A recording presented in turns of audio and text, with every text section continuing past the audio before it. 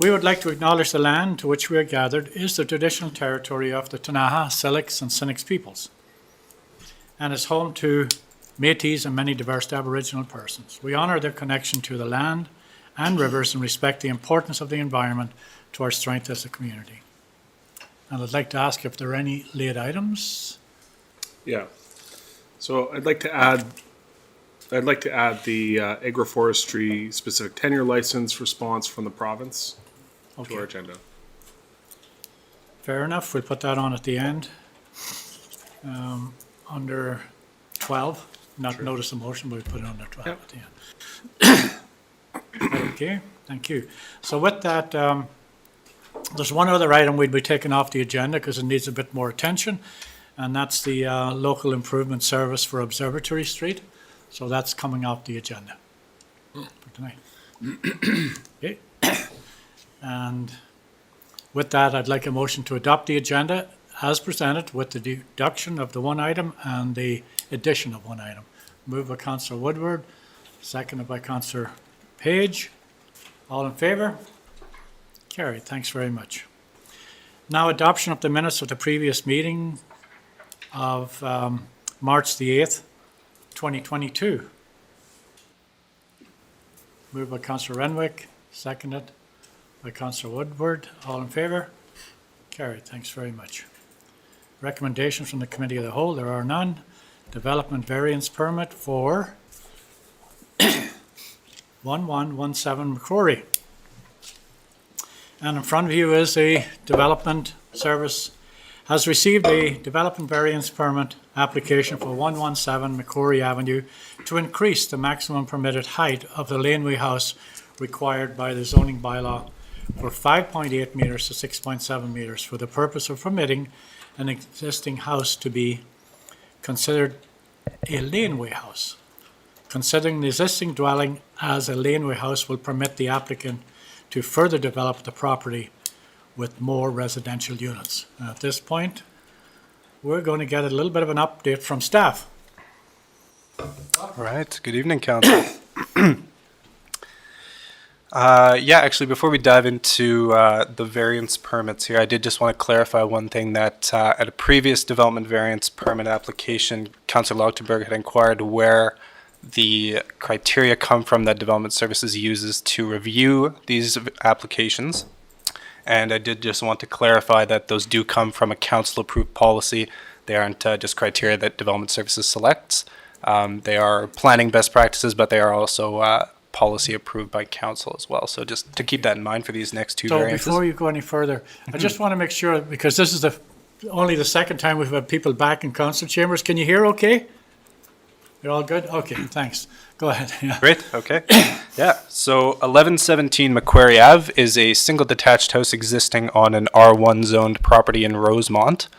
The existing dwelling is situated at the northeast rear portion of the property, which is actually ideal for this proposal.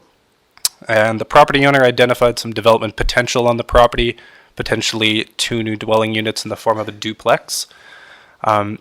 However, in the R1 zone, duplex residential is not a permitted use in addition to a single detached house.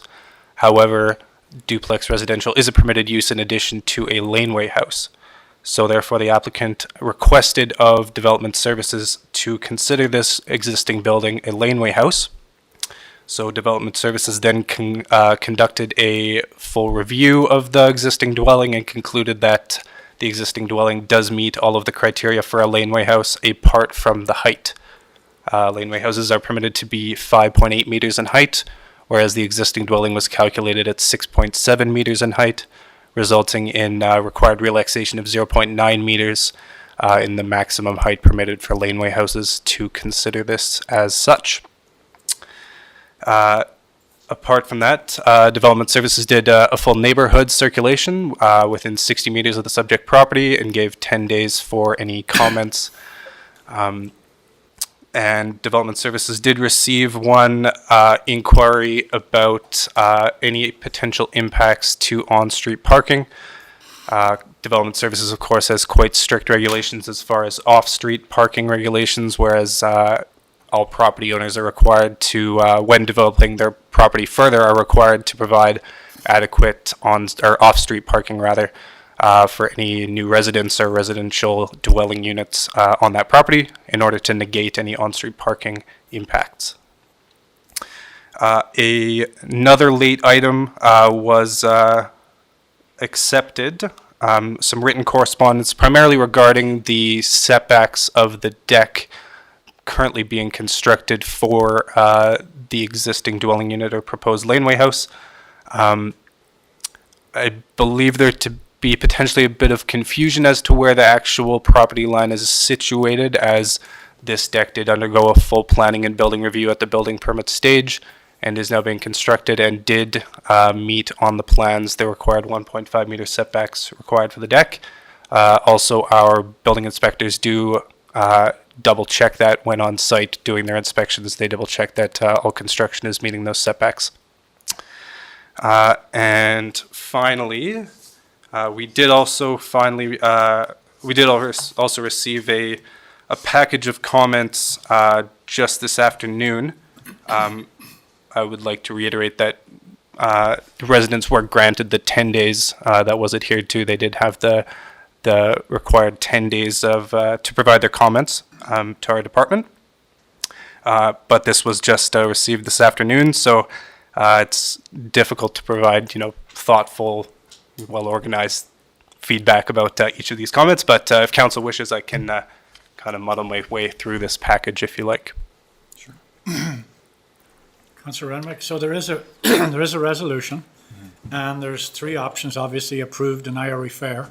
So we'll have to have a motion on the floor to continue the debate. So Councillor Renwick, you're Yep. moving? I would like to make that motion. Okay, so Councillor Renwick and a seconder, please. Sir, which motion are you making? He's moving. And the motion Only that one the that's there. Recommendation? The Yeah. application for development variance permit to vary the required requirements of zoning bylaw number 3199/2013 for the purpose of permitting an existing single detached house to be considered a laneway house be approved for Lot 3, Block 1, Plan NEP 1751, District Lot 304, Kootenay Land District 1117, McQuarrie Avenue, as per attached plan as follows. Zoning number 3199/2013, Section 417 of Schedule A, to increase the maximum permitted height of the laneway house from 5.8 meters to 6.7 meters as per attached plans. That's the motion, and we have a seconder, I'll second. Councillor Woodward. Okay. Councillor Renwick, Thank you. questions or comments? Thanks, Matt. Just a couple of things. First off, that looks like an awfully big laneway house to me that he wants to turn into. But secondly, and most importantly, I would love for you to muddle through the concerns of the correspondence that we got today, because it's concerning to me what the neighbors are thinking. Okay, yeah, absolutely. So just before you start, I'm sorry, I see some people with their hands up, but this meeting doesn't allow for comment from the public. Oh, really? Oh, Yeah. I was not aware Yeah, of that. so thank you.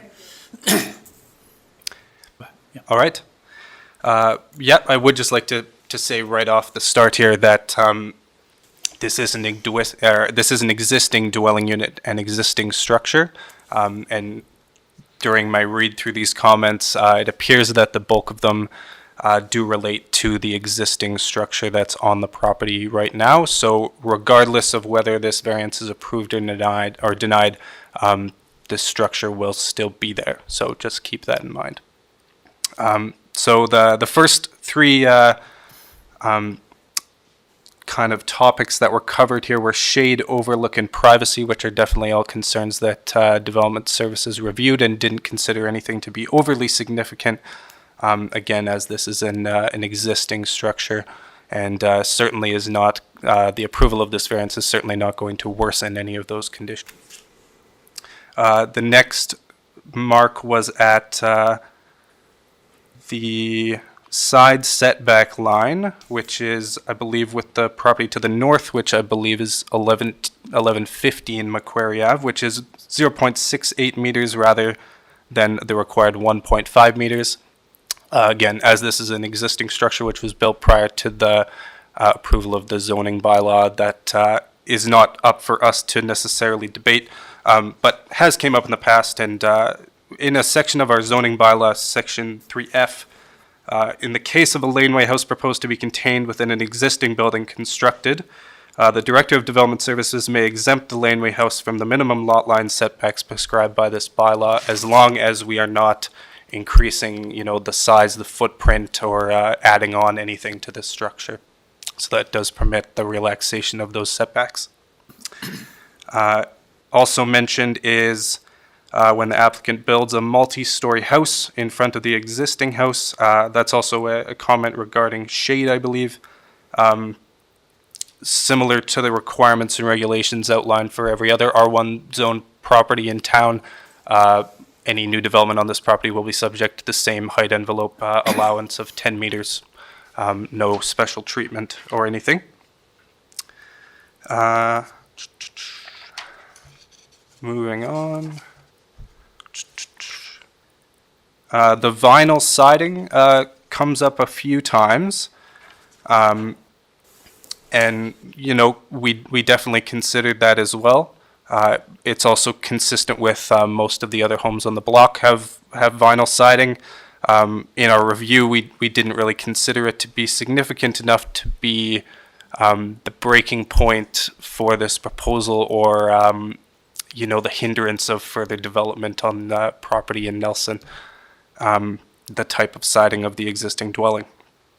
And, also we could take things to the extreme of requiring the applicant to, demolish or do a significant renovation on the existing building or something like that. But, Development Services in our review also wants to take things into consideration with like a climate lens on things as well. And with those options, there's a very significant environmental impact, a lot of waste, a lot of material carbon emissions, things like that associated with those quite significant renovations.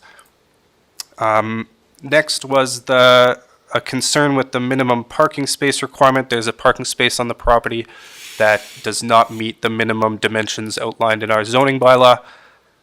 The front of the property does have a curb cut, and which essentially allows all of the front flat landscaped section of the property to be permissible as parking spaces. We actually, in Development Services, encourage landscaped or semi-permeable parking surfaces.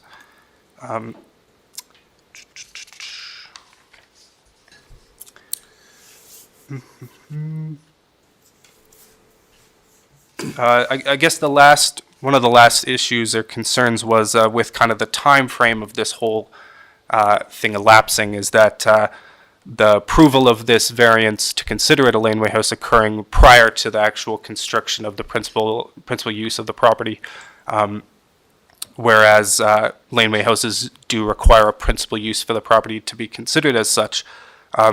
However, through conversations with the applicant, we're quite confident that he's going to directly apply for a building permit directly after the approval of this variance, and only once a building permit undergoes full planning and building review and gets approved, and then construction commences, only then will this be triggered and the laneway house will be considered as such. There was one other thing.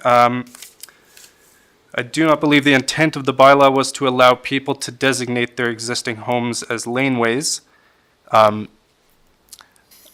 No, maybe the bylaws aren't explicitly expressed in such a way, but we have created mechanisms in the zoning bylaw to permit that. As I mentioned before, that section 3F, we've created these regulations to permit laneway houses to be constructed with or contained within existing dwellings for a reason. Development Services gets several applications and inquiries a week about people wanting to convert their garages and accessory buildings and things into laneway houses, and we believe that this would fit into that similar scope of project. I believe that was the bulk of the comments from that package. I'm happy to answer any other questions you. that anyone may Thank have. you, Matt. May I have a follow-up, Mayor? Yes, Thank you. Matt, if we turn this down, what does the property owner, where does that leave him? Next option. Yeah, again, the existing dwelling will still be there, which it appears to be where the bulk of the concerns lie. And he will be able to apply for potentially a different type of building permit with a different use or a different density of residential unit potentially. Yeah. Okay, great, thank you. Yeah, so he's creating a duplex in the front. that's correct. Yeah. Councillor Page and then Councillor Lochtenberg and Councillor Woodward. Okay, thanks, Chair. The deck, if this was already a laneway house, would we be approving a deck that's covering that space like that? The footprint of the deck would definitely be allowed, yes. Right. Yeah. But we would allow it attached. It's just a lot coverage thing. at That's that point. correct. Yeah, Okay. exactly. If this was left as a principle, they would certainly be permitted under our current frameworks to expand the building into something larger to take up the footprint, as opposed to there being two distinctly separate buildings, which is what's proposed. now? Yes. Yes, to my understanding, yes, that would be permitted. Yep, I can't think of a reason why that would not be the case. Okay. And then, So I believe the intention is to create 3 distinct units in order Right. to maximize the density which of the property. there's lots of triplexed heritage homes in the city. By way of example, that's all I have for the moment. Thank you. Councillor Lochtenberg, then Councillor Woodward. Thank you, through the chair. A couple of questions and comments. What makes this unique, and I respect staff having to wrestle this one and get it to us, is that what we're essentially talking about is a very unique sort of flippy-do here with the laneway house, the principal residence becoming a laneway house. And would we approve that dwelling as a laneway house, given some of the violations? And I think this is, we're meant to be flexible here to encourage the development of new housing, more affordable housing. So I absolutely get the principle here.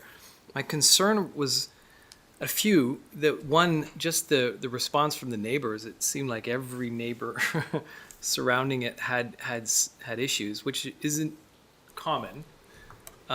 So that made me think through this a little bit, and I didn't see it raised, but I thought about myself as a neighbor there, concerned about the vinyl siding, and it's not an aesthetic thing.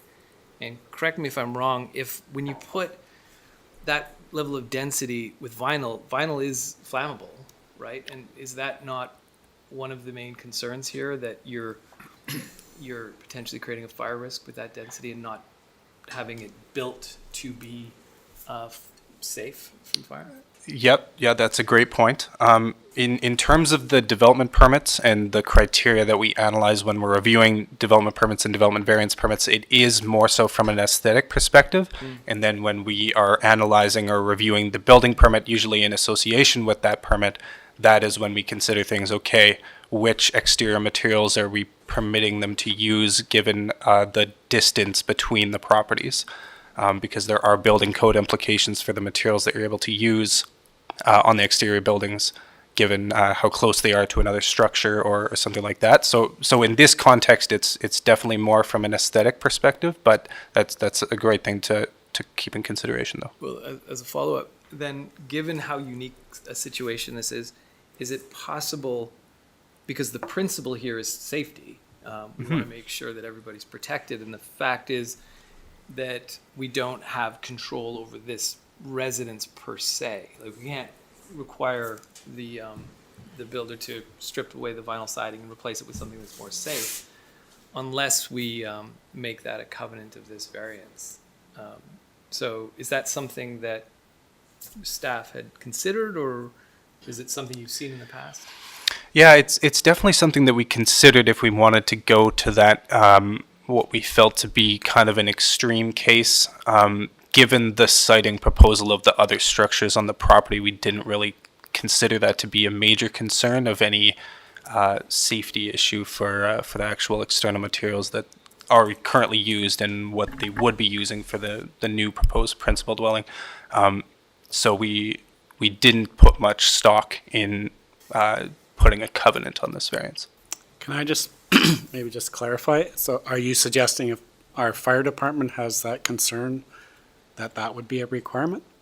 Yeah, yeah, because if I'm understanding it, and that the building permitting stage would only be about the new build. You couldn't say you do need to do to build this, to get a building permit for this building, you need to do something about that building. This is kind of the only moment where we could engage on that. So if what I maybe would have recommended is that we send this back, have this come back to us next month. In the meantime, have the fire department have a look to see what the. And did we do that step? Did we We check with fire? we did do a referral to the fire department. No concerns were raised with the materials or anything else used. Thank you. Yeah, so if you look at your photo on the bottom of your screen, you'll see where that house is actually set back quite a ways from other properties as well. So it's not, even though the setback from that lot line on the lower house there is a little snug. It's 36 inches, I think, or something along there, around 3 feet, which is about 2 feet short of the requirement. At the same time, it's a long way away from another property. Yeah, I was going on that lower photo, Mayor, if you, Yeah. maybe, because you've got more experience in this, but that looks like 8 or 10 feet and then probably 6 feet, so. On the other side, yeah. Yeah, if you put them together, I'm not an expert, but it seems pretty close, but if the fire department's had a look at this and they're comfortable. Thank you. Thanks. Councillor Woodward. Thank you, Mayor. So, I mean, I think one of the things that this is showing is there are many properties like this in Nelson with a smaller house and a lot of land, and as we know, it's such a struggle now to find land. So I feel like this kind of densification is one of the answers to that, and the laneway house piece has been an important moving forward to that too. So I guess my query to you is, do you feel like this kind of setup where you have an existing house turned into a laneway house and then a new build could happen more commonly in Nelson? And I guess the other thing is that could happen is you would buy a piece of property, you'd build your laneway first, and then you'd build another house, like the main house. But I could see how you could build a laneway house first. It would be a choice you'd make. So I feel like, I don't see a lot of struggle there. But I was just wondering, do you think that this could be quite common, where people are looking at this as an option for very large pieces in Nelson? Yeah, and I do think it's important that, we've kind of been through a lot of nitty-gritty stuff here, that it's important that we kind of take a step back and think about this in kind of the greater scope of development in Nelson, that, we are in a housing crisis and a rental housing crisis, and, this is kind of supporting the goals of our guiding documents like the OCP. So I don't think, though, that this will become commonplace, because this is quite a unique scenario where the footprint of the existing dwelling is exactly as it needs to be, that the height is the only variable that needs to be varied here. If it had the same footprint, but it was 5 meters taller than it was, we would be, much more reluctant in doing a variance for this property. So it's kind of hitting it right in the sweet spot. So I do think that this is in the correct direction that we want to move with development in Nelson, and densification and intensification of residential use. But I do think this is kind of a unique scenario. Thank you. Just to be clear, I know this property, and I actually went back again today to look at it, and that's quite a large lot. It's 50 by 170. And if you look at it from McQuarrie Street, it's actually fairly flat, and then it goes up to where the existing house is. So it could actually be subdivided. The owner of this property could actually subdivide that property. There's enough square footage there to actually subdivide it and do what he's asking for today without going to deal with the variance, because it has the square footage to accommodate that. I just thought I'd put that out there. So there is another option for the development, and that house is very much set back on the alley. That's right. When you drive in behind there on that side. Okay. Councillor Morrison was next, and then Councillor Charwood. Thank you.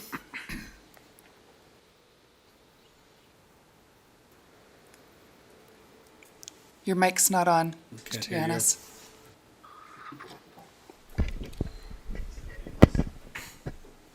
That sounds good. Nope. We're still not getting any sound, Councillor Morrison. Just bear with us for a second There, here. how's that? Oh, there you Yes. go. Got me. Yeah, we can hear a little Barely. bit, yeah. Just say the roll. Thank for a you. minute till- Oh, he's got it going, okay. Sorry, I'm using a computer I'm not used to using. So I have to say that I have, I'm not in favor of this for a number of reasons, and because I think we do need to give this kind of development some more thought, because I actually think that we would see a lot more of this. There are a lot, you don't have to drive too many places in Nelson to see small houses on big tracts of land. And I think that once one of these goes through, I think that we will see more of them. I have a concern of it being like a meter over the height that we're recommending. This house is already, I can see it's got some kind of basement and it's got 2 stories. I mean, this isn't what I would consider a sort of typical laneway house in terms of its height for sure. And then there's the whole issue around the fact that, there's a housing crunch. This has to stay a rental. This property can't be stratified. I voiced this concerns earlier when we went to increasing the density in town, and that is that, when will people start coming and wanting to ask to stratify off these lands? I think that the mayor has, something that could be done with this lot.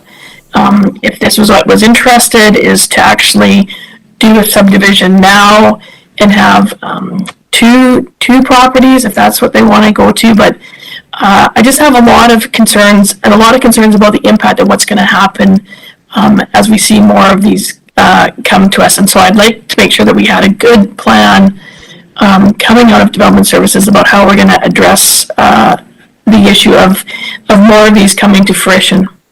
Thanks. Thank you. Councillor Charwood. Yeah, I wanted to ask that question too, so thanks for raising it. And I just wanted to check in on the language of the resolution, if I could. It says, the last line is to increase the maximum permitted height for laneway houses, like as if we're changing the bylaw itself versus just making a variance for this property. It is just a variance, right? It's for this one house, is what. For this one That's house. correct. That's correct. And up in the summary and here it talks about it Houses. for laneway houses, which makes it Okay. seem like it's for all, so talking to that precedent being set. Right. Yeah. We want to be careful with our language, I think, too, to protect from it being a precedent. Definitely. Yeah. As this is a development variance permit for a specific property, and it would go on the title of this property, it would set no explicit precedent, but I do understand what you mean. Thank you. Any further questions or comments? Hearing none. All in favor? Opposed? Denied. Okay, next. Next item on the agenda is the development variance permit application 1512 Slocan Street. Development Service has received a development variance permit application for 1512 Slocan Street to reduce the minimum front line setback required by the zoning bylaw from 4.5 meters to 3.5 meters for the purpose of permitting a covered porch. And if you wish to give us a little background on this, fair enough, and if not, that's fine too. Sure. Maybe I can just give a quick rundown of the reasoning for it. 1512 Slocan Street is also an R1 zoned single detached house being constructed on a property in Rosemont. It is currently under construction right now. It did go through it does have an approved building permit and did go through a full planning and building review and was approved. And at the time of pouring the foundation, the property owner requested of the contractor to slightly site the house further forward on the property, which was completed. And then afterwards was realized that this is now in the front setback. So the contractor contacted the city and thus led to this variance application. Development Services did a circulation within 60 meters and received no concerns at all. It's really quite minor. We have no, we don't expect it to have any significant impact on parking or neighboring properties at all or anything. So happy to field any questions about it. Thank you. Move it. Second. Moved by Councillor Page and second by Councillor Charlwood that the application for the development variance permit to vary the requirements of the zoning bylaw 3199/2013 for the proposed of the permit to cover of a permitting, a covered porch, be approved for parcel C, block 35, plan NEP 349, district lot 150, Kootenay Lake District, lot 2121, a lot of numbers there, CA 9294946 and 1512 Slocan Street as per attached plan. And the zoning bylaw number 3199/2013 417 Schedule A to reduce the front lot line setback from 4.5 meters to 3.5 meters as per attached plan. Questions? All in favor? Carried. Thanks very much. Thanks, Matt. You bet. Thanks, guys. Thank you. Thank you. Thanks very much. Okay, the next one is the Subdivision Development Services Amendments. Amendments to the Subdivision Development Services Bylaw as proposed to provide flexibility in design requirements to accommodate development on hillside terrain. Council is now asked to adopt the Subdivision and Development Services Amendment Hillside Road Standard Bylaw number 3544/2022. Move. Second. So we have a mover that the subdivision, do we have a second or sorry? Moved by Councillor Page, second by Councillor Woodward, that the Subdivision Development Service Amendment Hillside Road Standard Bylaw 3544/2022 be finally adopted. And Natalie, did you want to speak to this at all or not? Just let's carry on here. It's up to council. We're okay? Yeah. Yeah, we've talked about this before. So I might have a question for either you or Kevin. So I read this through and I actually took a drive around town today and there's a number, we have many, many streets that are hillside already developed. And I'm just wondering if we pass this tonight, is that going to throw additional burden or reduce the possibilities of developing what's left in our community now, and much of it is hillside development? How is that going to impact, first of all, costs, and secondly, potentially not developing certain properties? I think the bylaw amendments are intended to provide clarity and help developers move forward with their projects, because our current regulations kind of anticipate flatter terrain. I think Yeah. it was actually copied off a bylaw in Alberta. So these are actually to be more context specific to our area. I don't anticipate the cost going up. It's actually to help facilitate in our context, if that kind of makes sense. Yeah, so I think we're expanding what could get developed Potentially, without yeah. variances. Yes, exactly.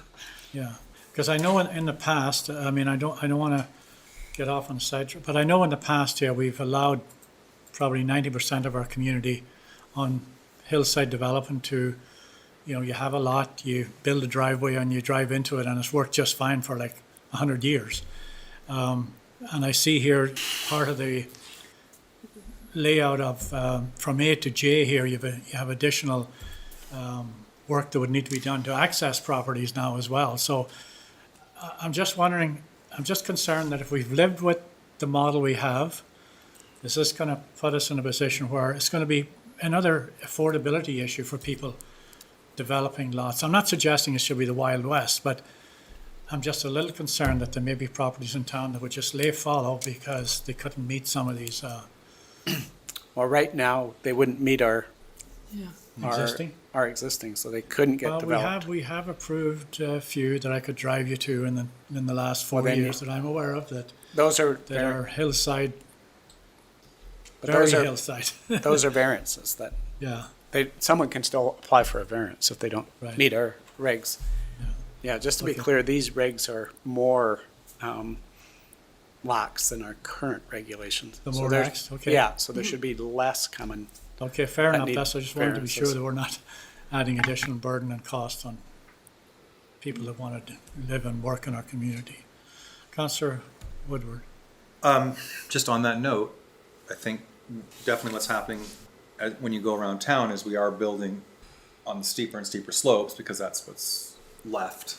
And I think also, the climate is shifting, so we really want to make sure that slope stability is key if we're going to be developing on these steeper terrains. So I really feel like this is as we move forward into a pretty uncertain future, this is really necessary to make sure that the surrounding area, the neighborhood is in a good condition.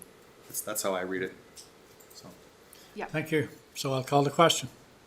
All in favor? Carries. Thank you very much.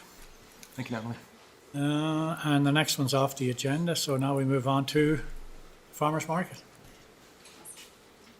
Your worship, I wish to declare at this time that I am not entitled to participate in this discussion or vote on the next item of business before this meeting, vote on this item of business before this meeting. This item is the next on the agenda, the farmer's market, for a reason of conflict of interest, and I wish to leave this meeting at this time and request that the minutes record my leaving the meeting for the reasons stated. Thank you.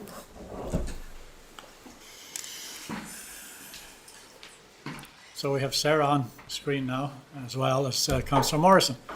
Welcome, Sarah. Good Welcome. evening, Introduce yourselves, folks. Welcome. Thanks. Thanks for having us here tonight. I wanted to bring Quinn Cameron here tonight. She is the farmers market coordinator who has recently started with us. So I wanted to introduce her to council this evening. And you'll be seeing her at the market. So I thought it'd be great to put a face to a name. Welcome. Welcome. So I'm here this evening to discuss to give you a breakdown of the results from the farmers market thought exchange and to ask that council provides us with a decision on a Wednesday farmers market location and adopt the fees and vendor charges for the farmers market, along with allowing businesses to participate at the Wednesday market with no charge, all within a 60-meter radius of the farmers market. So I just wanted to point out that this was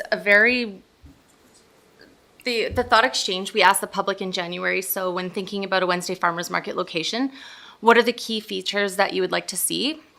And what I found really great about this was the number of participants. To me, it showed the value that the farmers market, that the community places on the farmers market. We had 589 participants with 978 thoughts and 18,359 ratings. With that, something was a key indicator to me was that the thought exchange included 20%, which was 114 of the participants were business owners within the downtown core. So I thought that was a great number. And when looking at the word cloud showcased what the participants were talking about with the strongest topics, and in that was farmers, produce, local, central, easy, community, walk, businesses. There was multiple of them. I don't want to read them all out to you here tonight, but you can see them on the Thought Exchange report. And then as I go down, it said the top themes by score were local food, farmers, access, Baker Street, central location, easy access, people, vendors, and businesses.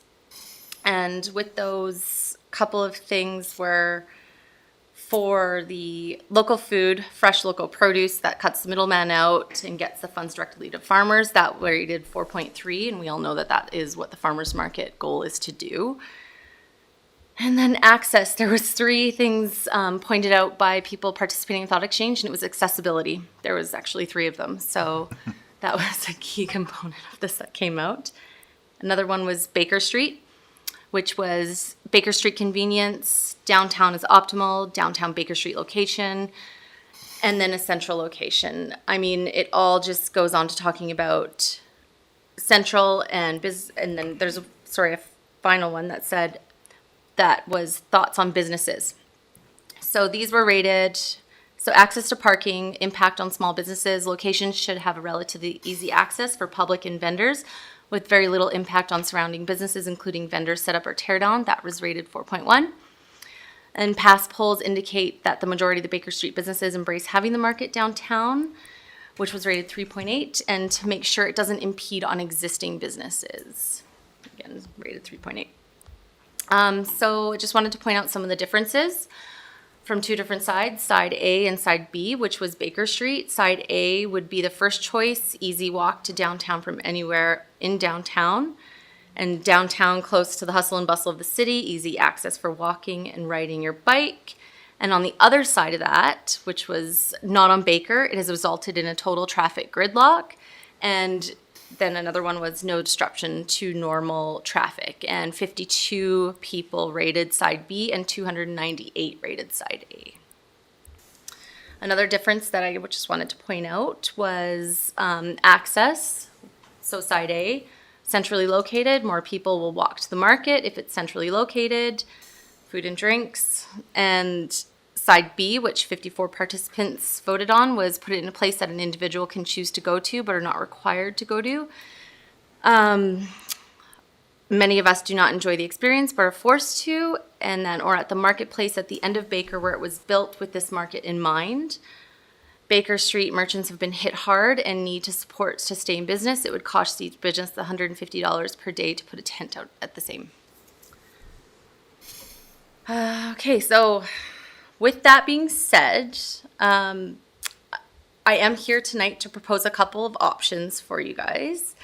And the first option is the 600 block of Baker and Hall Street Plaza. And then the second option is the 600 block of Baker, the Hall Street Plaza, and then with the market moving into Heritage Lane, which would go into, I believe it's Bella Flora and the Black Cauldron and Pitchfork. So there's many benefits of this location, both of them, and there is some disadvantages. I've outlined them all in the summary here for you. Can go over them if you want. Option 1, the advantages were 6 additional, which was Baker Street and Hall Street Plaza. It would include 6 additional parking stalls available on Hall Street. There would be traffic connectivity between Hall and the 700 block of Baker, and it doesn't impede on Vernon Street businesses and allows access to the laneway, and local businesses benefit from the increased foot traffic and participation into the market. Now with option 2, the advantages were 6 additional parking stalls on Hall Street, traffic connectivity on the 700 block of Baker occurs. Local businesses benefit from the increased foot traffic and participation into the market, that it does not impede on Vernon Street businesses, and awareness and participation to laneway businesses was the other advantage of this one. That was different from the other one. And it allows for an additional 10 vendors to participate in the market. I think we've reduced that down to 6 though, going forward. So I just wanted to point out a couple of the disadvantages of this. And on the 600 block of Baker and Hall Street Plaza, it would reduce the limited availability of vendor space, just with the patios and of course not being able to move into Heritage Lane. That's reduced 6 vendors. It would impact the market flow for foot traffic, and Fairview and North Shore bus routes would be impacted.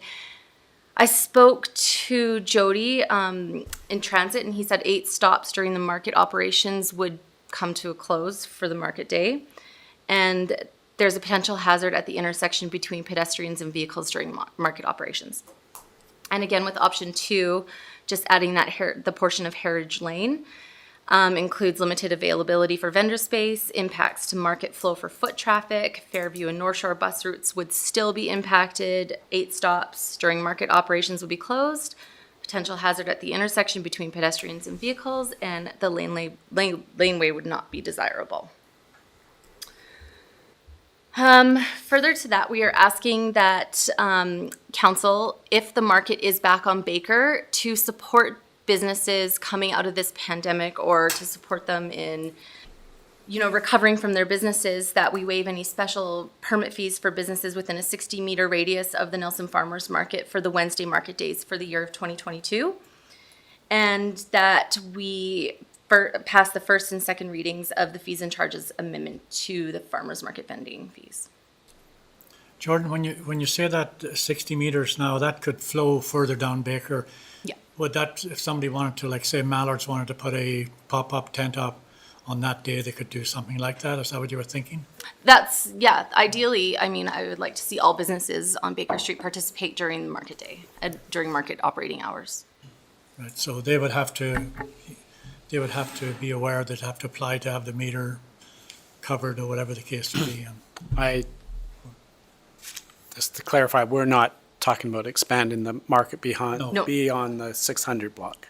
So if you're on the 500 block, you can't have a tent in a parking stall. I think what Jordan said, if you're 60, you can be, if you're 60 meters past the existing market, you could put a pop-up tent. Is that what you're saying? So I think you can participate. let's say in- the market's on, let me finish, Kevin, please. Yes. The market's on the 600 block. Could a business on the 500 block within that 60 meters participate in the market? Ooh. I don't think that was the intent. That's not the intent, it's within the 60, oh, sorry, Sarah? No, you're right, Jordan. Go ahead. Sorry. No, you could go, it's all good.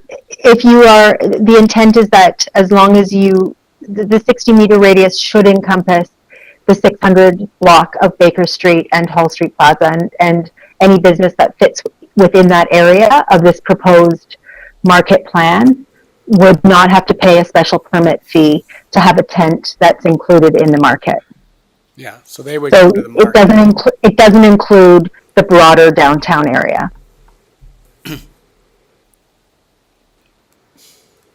So if I'm on the 500 block, I could have a stall in the 600 block and not pay. I think that's the intent, right? Okay. Okay, we'd want to clear that up, We because could my modify understanding- that wording. a My little bit. understanding at our meeting was that in our farmers market meeting that was just this past week, was that we wanted to potentially see all of Baker have some participation in the market. Yeah. And the reason the 60 meters came up was, as an example, if you're DeVito Shoes, you could put your stock out on the road, on the sidewalk that day and add to the vibrance of the farmers market. Or if you were Mallards or whatever on the next block, the same thing would apply. So we need to get that cleared up. Yeah, I think that would be I think the intent of this is you could participate in the market without a fee.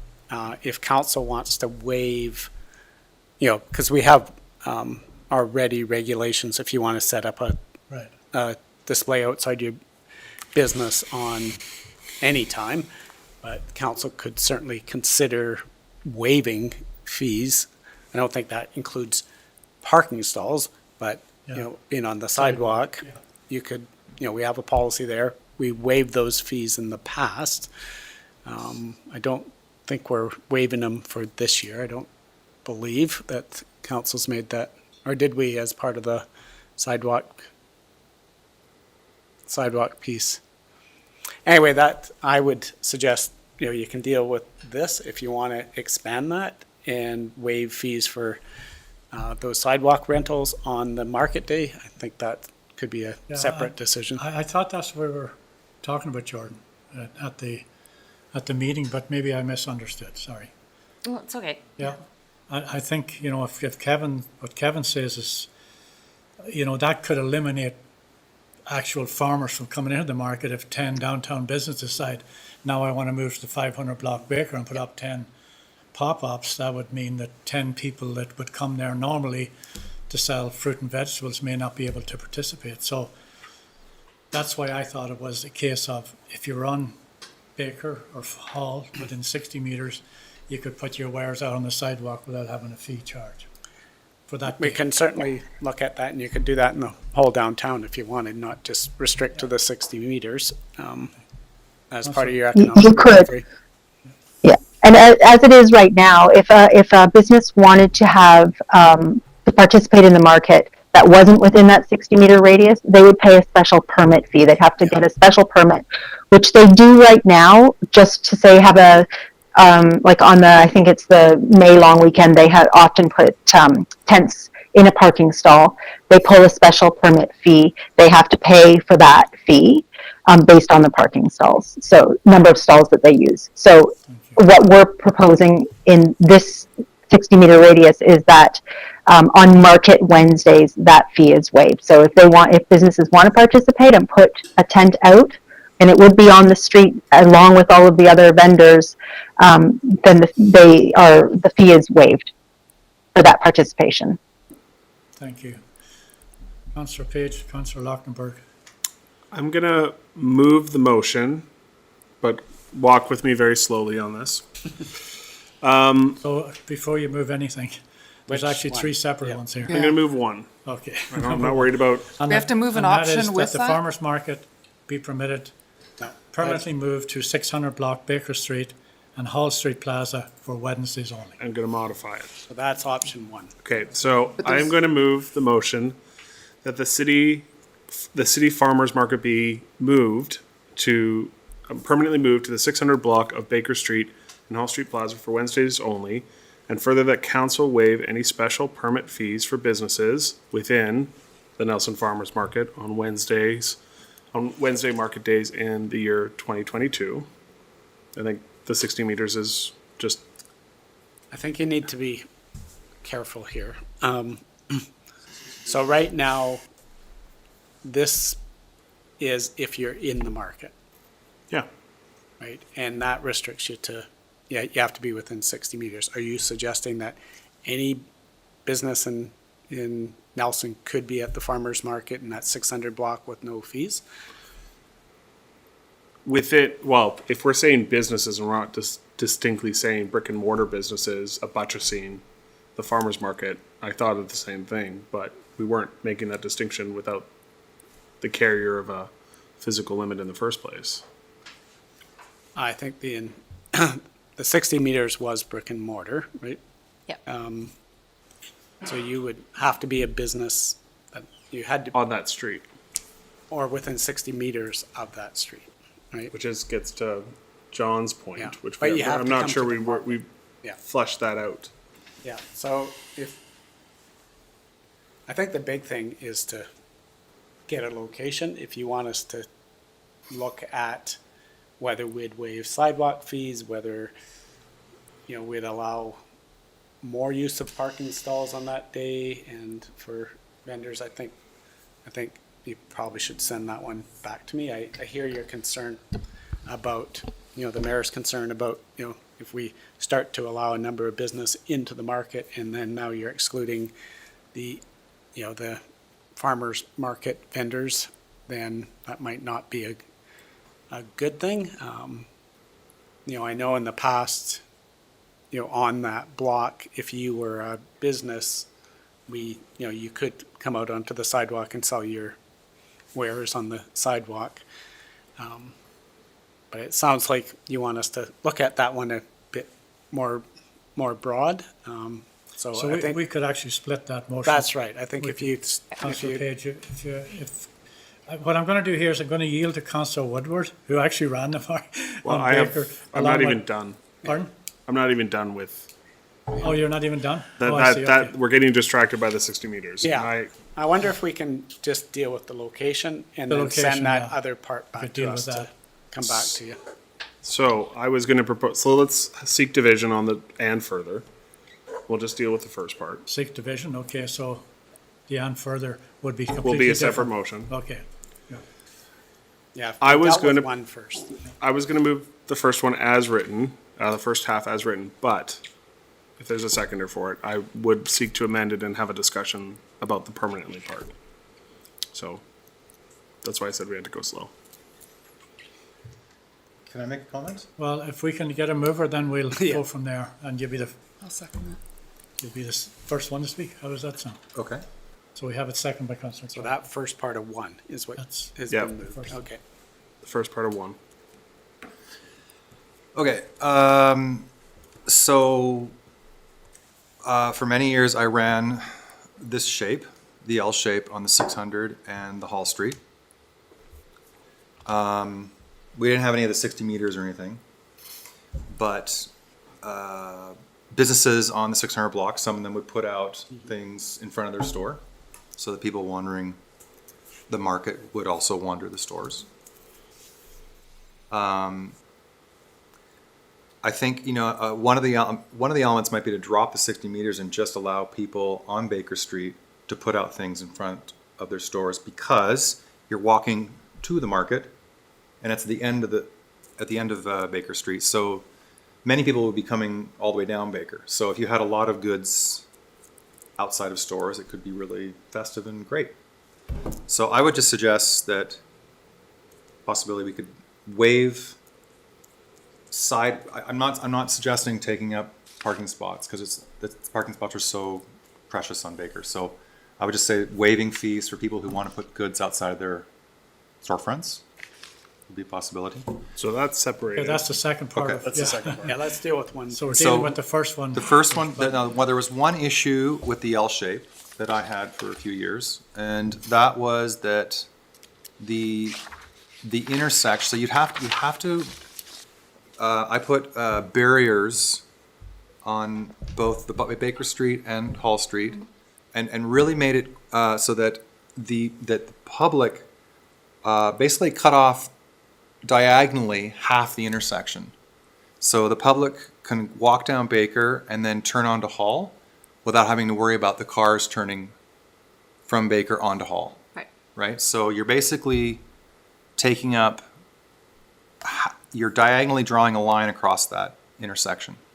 And that reduced the traffic nervousness by a lot. Okay. Because originally I just had it on Baker and on Hall. But that meant that the intersection was pretty open and Okay. not totally safe. So that's just Well, one. we're still That's an on. operation. So that's just Okay, what I found. I may. Yeah. Yeah, but Finish Okay, where I so that's start. the logistics. That's the logistics. I'm Right, just so saying right to. now, we just want to Sorry, Rick, I clear, just want to. Yeah. just want to clear up where are we going to put it, Okay. and then we can work on the Okay, logistics. just to finish up, this worked really well. Yeah. And people, when Baker Street was closed and Hall Street was closed, they were really relaxed. They could walk down the street. It was great. So that worked as long as you control that intersection. Thank you. Just a point of It's okay. clarification, I just trying to understand what we've got here, because the 600 block, but is it option A or option B? Is that, It's, We'll touch on that in a second. it's option A it's the 600 block of Baker Street and the Hall Street Plaza. with the That's heritage Which was lane? option, With which it was now. option A. Okay, the motion's for option A, that was my question. Oh, that was what I wasn't clear on. Okay. Yeah. And that's what, the 600 block of Baker and Hall Street was option A. And the portion of And I would suggest if Jordan gets this crazy demand and we need to look at Heritage Lane, then she could bring it back to council and say, look, we've way oversubscribed and I'd like to expand. And maybe you want to expand sort of, I don't know how far. I don't know about Telus. Are they interested in making their parking lot available, which is right there as well? So I think we could come back with some options if the demand is there. Yeah, Okay, so, so let's finish, just a minute, Jordan. I want to get this sorted and get it done with, so we get the location nailed down. So this wasn't A, it was one. Option one, that the farmer's market be permanently moved to 600 block Baker Street and Hall Street Plaza, Wednesday only. Councillor Page? Now that we have a mover and seconder, I would like to move an amendment, so we can have a debate about it, to strike the word permanently from the motion. And I would need, I get that, but I think we need to have a very specific discussion on exactly whether this is a permanent move at this location or not, without getting into the ABs. And so if we could have a seconder. Just for a point of clarification too, I think when we say permanently in the resolution, of course, council could always. Yeah. Reverse pass it. another resolution Fair that Totally. enough. covers that. Yeah. Fair enough. Totally. I think we mean permanently in the sense that, at least for now going forward, Until council changes it. until Yeah. council changes it, that would be the location. Okay, I still want this discussion if I could get a seconder. I'll second it for the sake of discussion. Okay. May I? Yeah, go ahead. In presenting these options, I am a little surprised that the results that came back were very much 600 block and 600 block and a bit.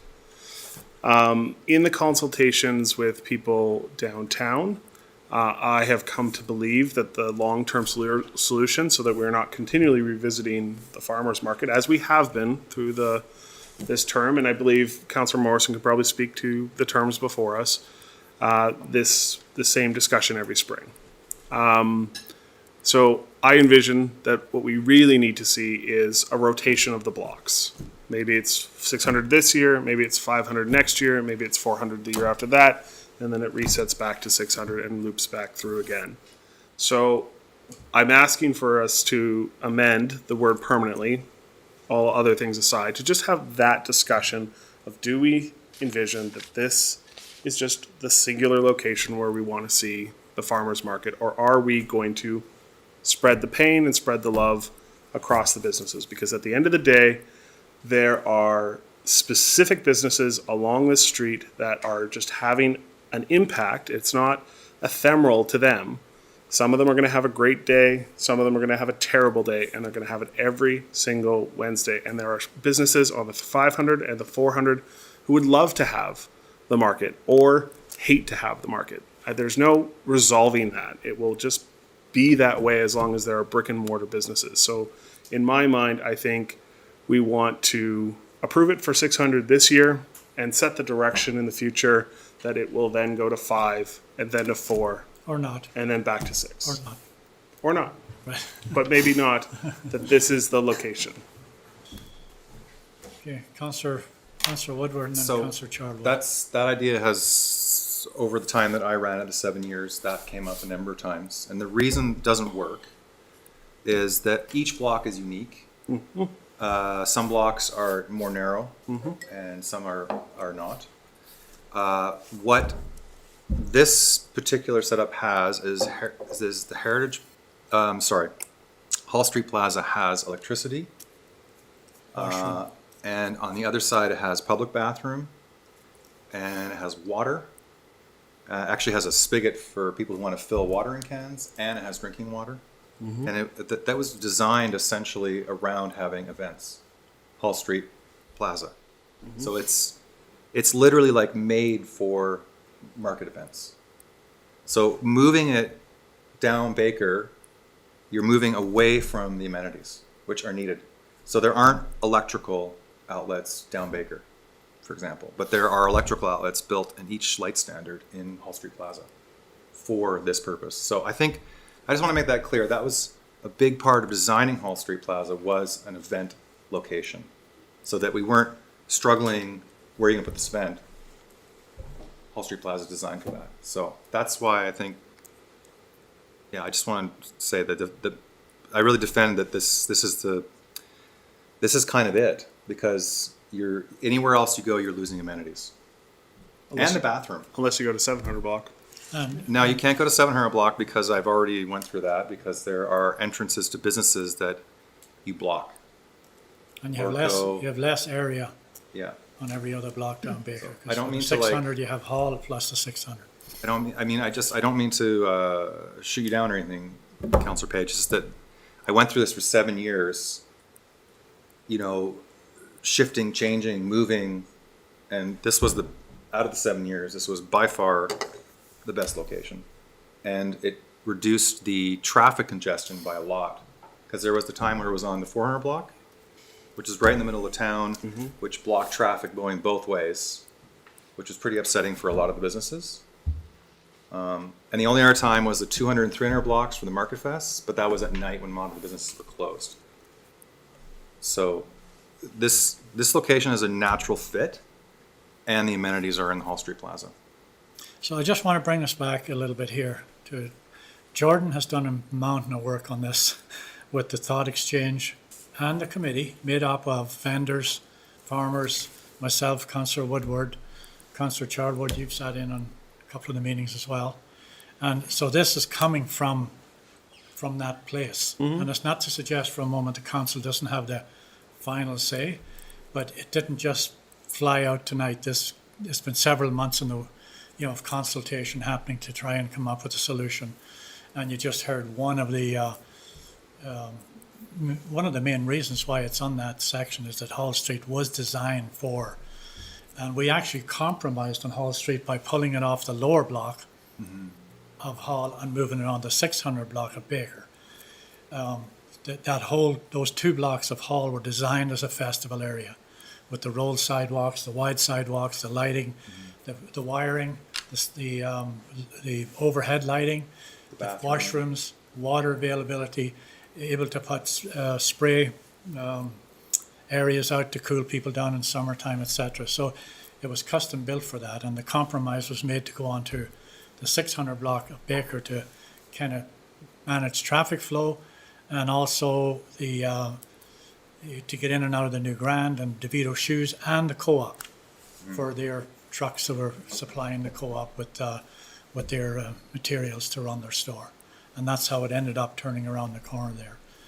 So, and also the 600 block of Baker and that short portion of Hall gives you, I think it's 15 more stalls or close to 20 more stalls than you could get on any other block on Baker. If you go to the 400 block of Baker where you have the pop-outs and so forth, you've even less space there. So it's not to say it can't be done, I'm just letting you know that's how we ended up. And the committee, and with Jordan's work to bring everything together, are bringing forward this suggestion tonight. And we set up that committee to come forward with these ideas and recommendations. Councillor Charwood. Thanks, Mayor. I just wanted to speak in favor of the second option. I know we've moved the first, but I'd like there to be a little bit of discussion. I thought we'd discuss more about this than what we have been about moving it. I like the idea of moving it into the laneway as well. I like that it brings in very supportive businesses. I'm not concerned about it being a less desirable location for vendors, especially if it can be considered spillover. I think you can manage that really easily, that expectation of who gets in the laneway. And I had some ideas around that, but we don't need to discuss that here. Yeah, I've spoken to the businesses in Heritage Lane, and they've all approved, and they said that they'd be supportive of this if we were to have the spillover. So on that note, Councillor, and through to Jordan, would that overflow not be something you'd deal with at the time, or more or less at the time? If you had enough vendors, you could overflow to there.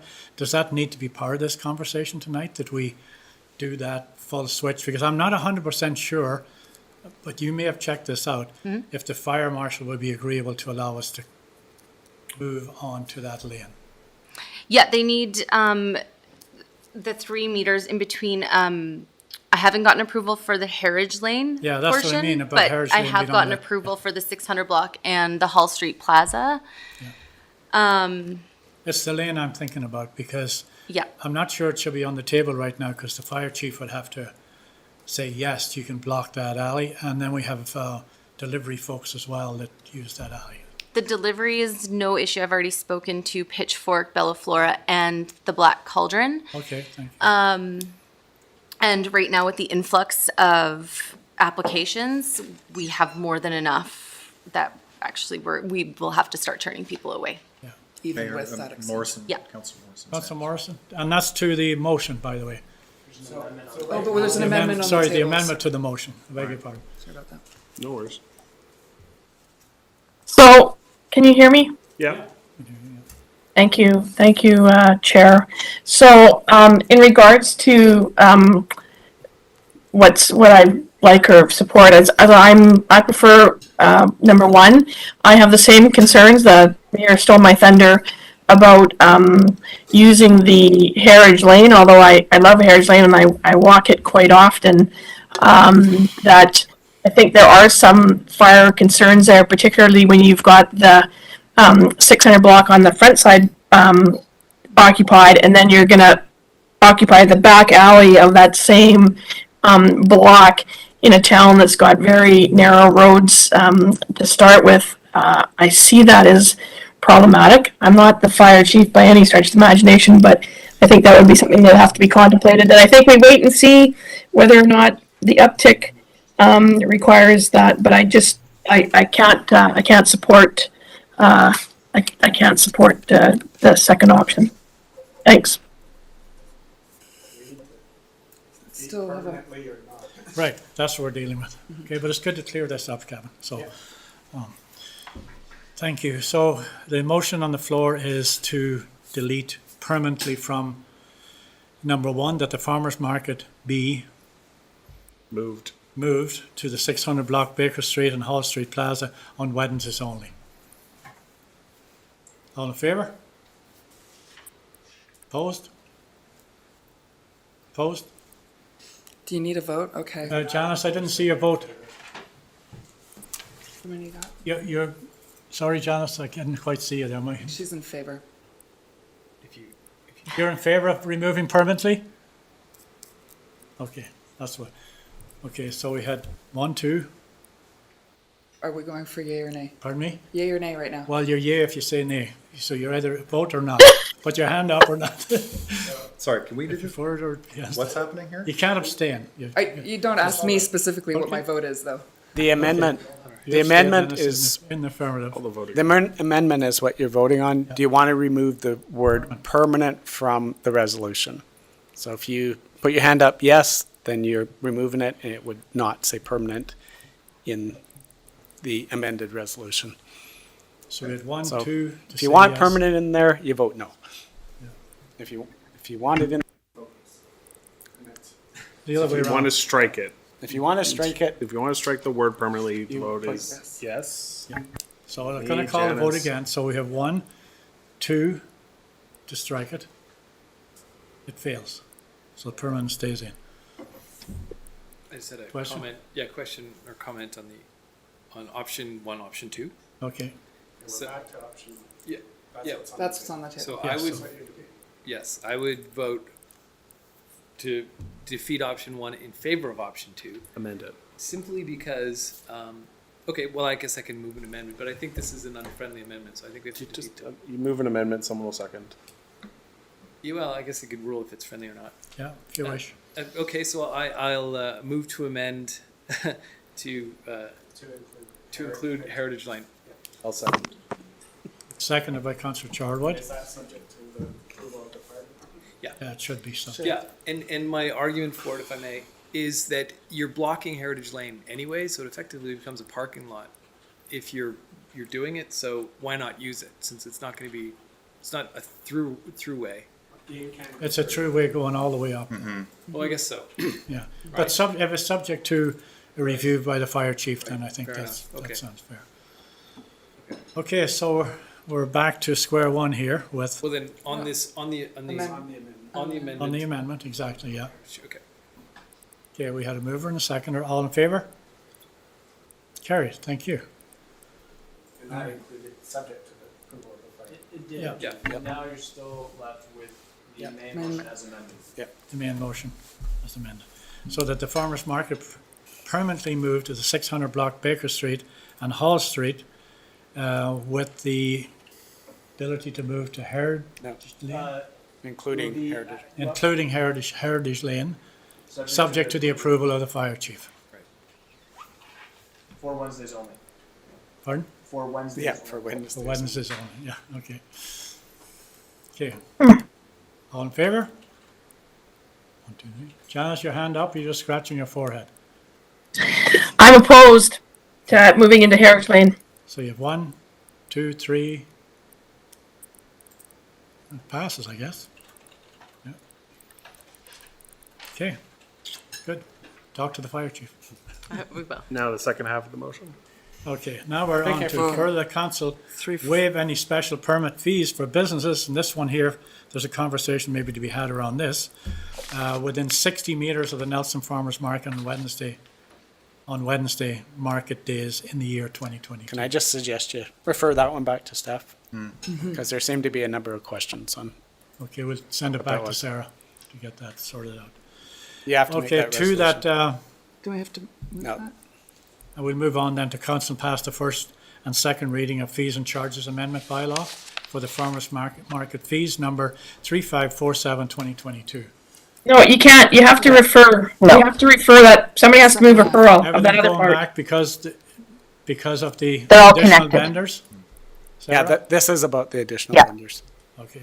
Yeah. That's off the table? Yeah. And the, Let's want to refer, leave this till third reading then till we get all that sorted out? yeah, if you just refer, you know, Can I the comment? waiving of special fees and permits to, back to staff and That's back to staff, yeah. I And the third reading, we don't have to do till we complete that. Does that I, sound? I understand there's questions. I still think we could, I feel confident of having the discussion.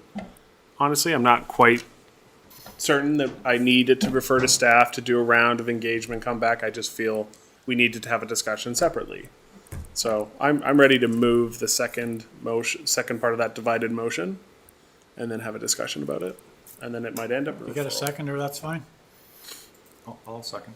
Okay, go ahead. And that structure, that fee structure is on your package there as well. But that's not what we're talking about. if you. Yeah, no, that council waive any special permit fees for businesses within 60 meters of the Nelson Farmers Market on Wednesday market days in the year 2022, and seconded by Woodward. Woodward, yep. May I comment? Absolutely, yeah. Okay, so,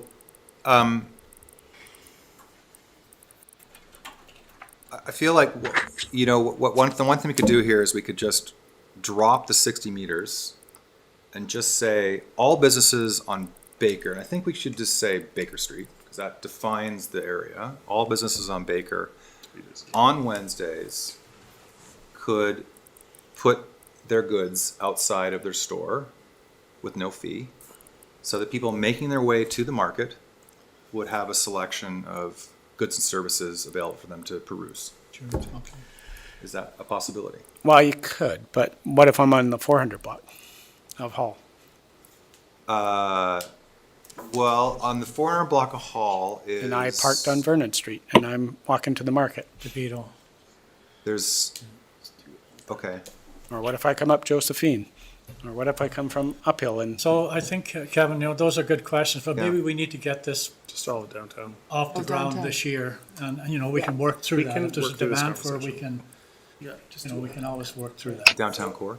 so through the, you know, your COVID recovery, we had waived these fees in the past for all businesses.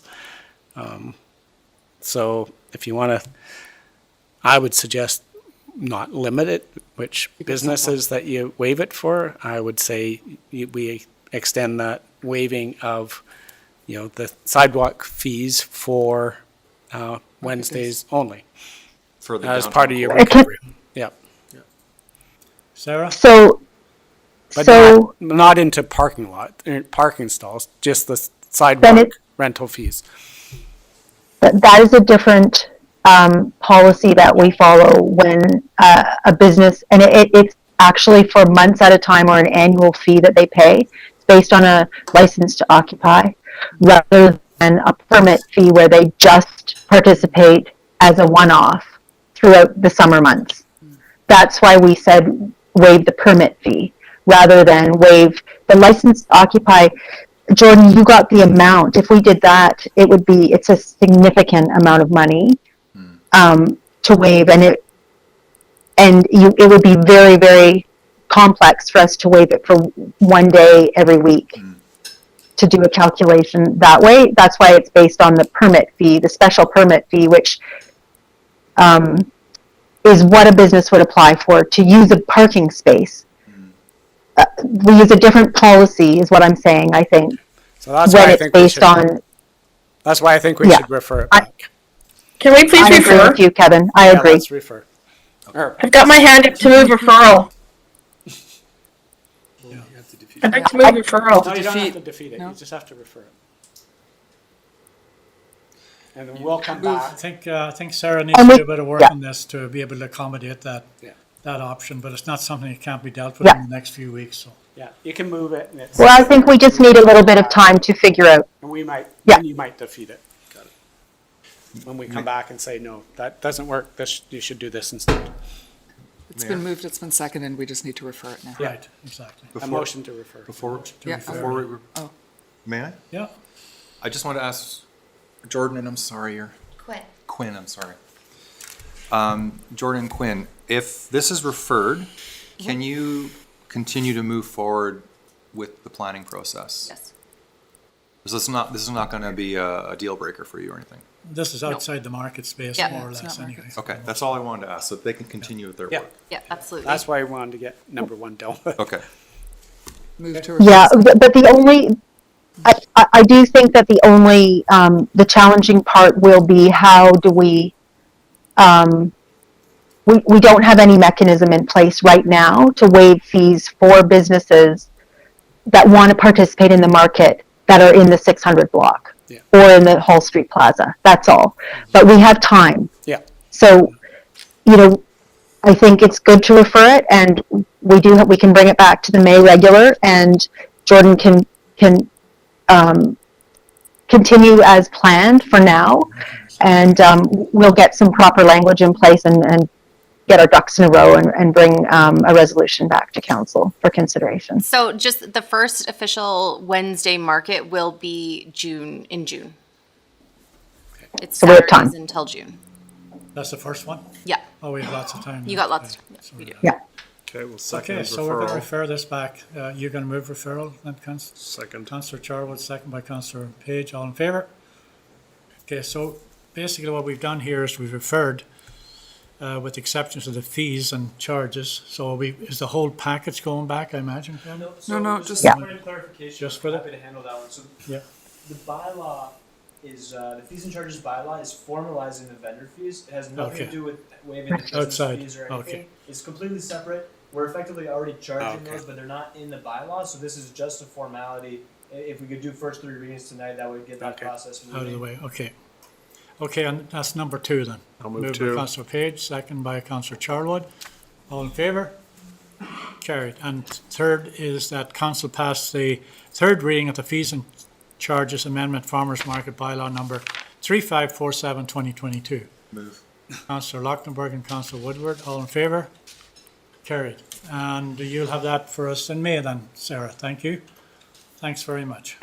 Thank you. We should Thank go you. see if, Guys, we should go see if Councillor Renwick went home or not. Yeah, can you guys actually tell? Sebastian, can you?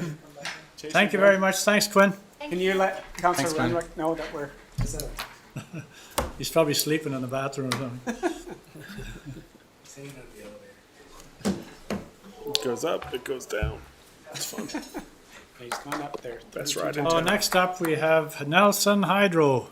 Well, let's just wait for Yeah, Cal to get we'll here. wait, yeah.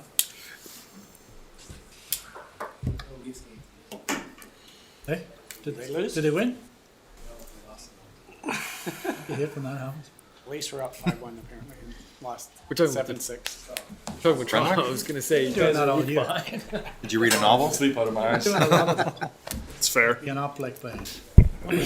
It's Only out there. this year. We just moved it into your building, the whole market.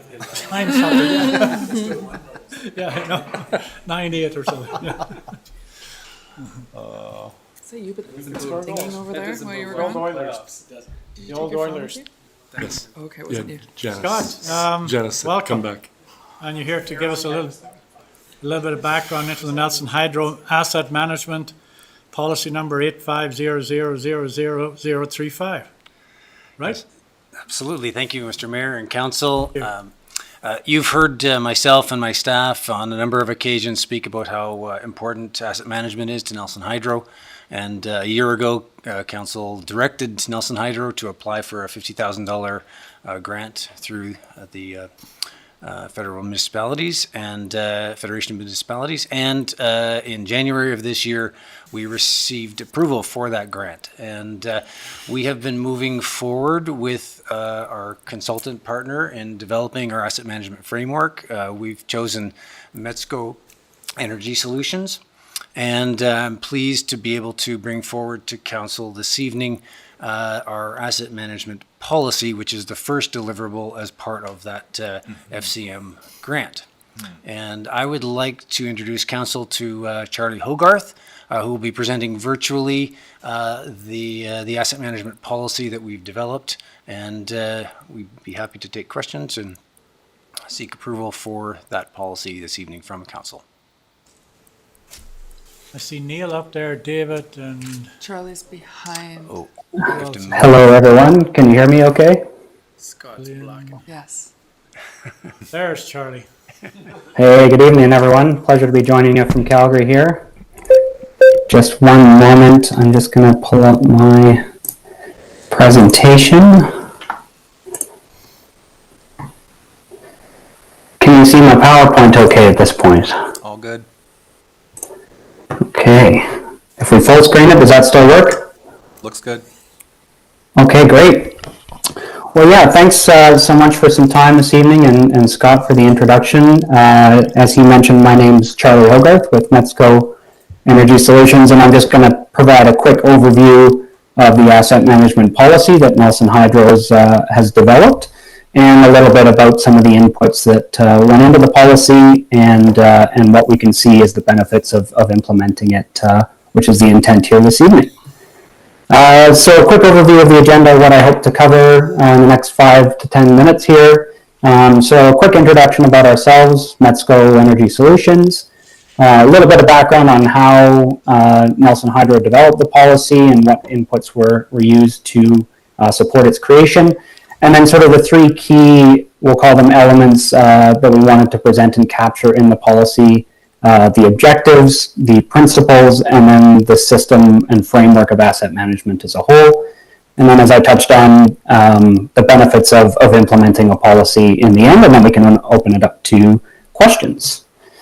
So just quickly on Metzco on our side, so we are a consulting and project management services company that supports electricity generating, transmission, and distribution companies. We've also helped industrial and commercial users of power and municipalities for 15 plus years here, and we think the value proposition, which I'll kind of touch on, allowed us to support Nelson Hydro in their pursuit of their hydroelectric asset management proposal and overall program.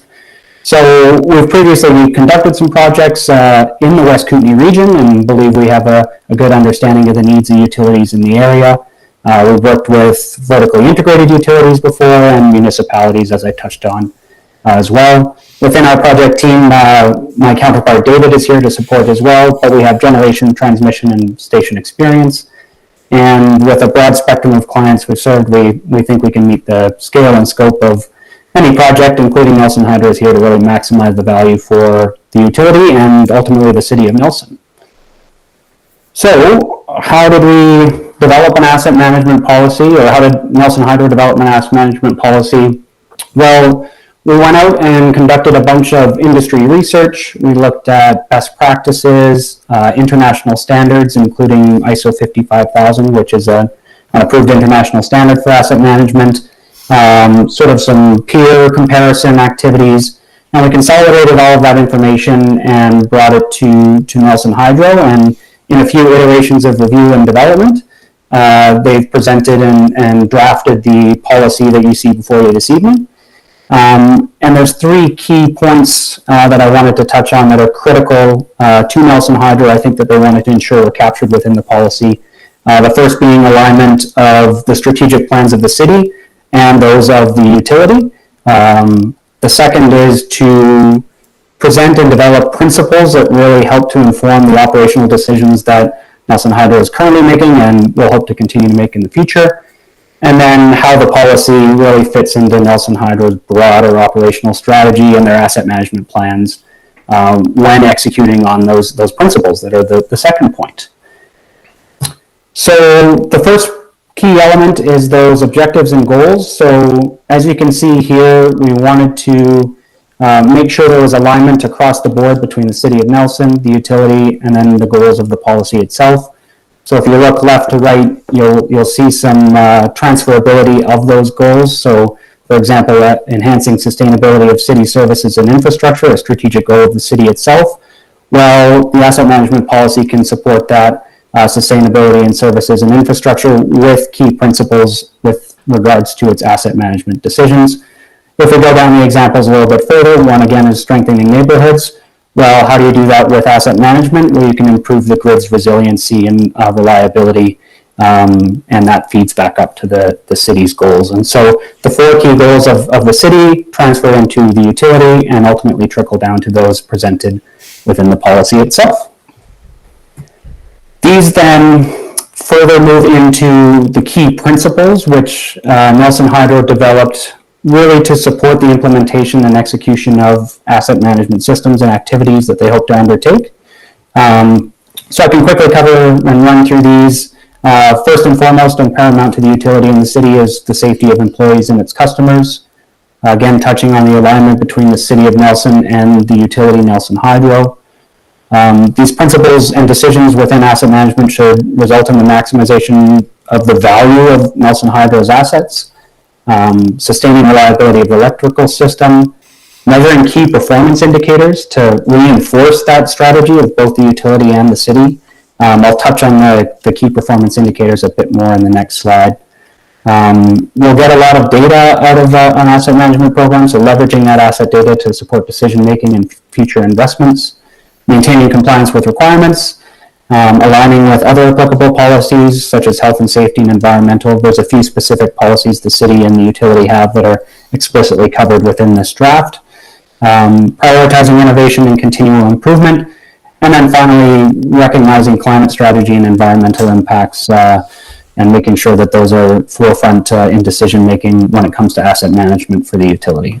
So these principles help to inform asset management plans, which are another sort of subset of the scope of work that Nelson Hydro hopes to achieve with this project that Scott touched on at the beginning. And they'll also help to inform current operational strategies and plans. So what does it all kind of mean? Well, there's a broader framework that could potentially be implemented here by Nelson Hydro. As you can see in this flowchart diagram, it's really the City of Nelson strategic plan that sort of trickles down and influences a lot of the strategic planning and objectives of the utility itself.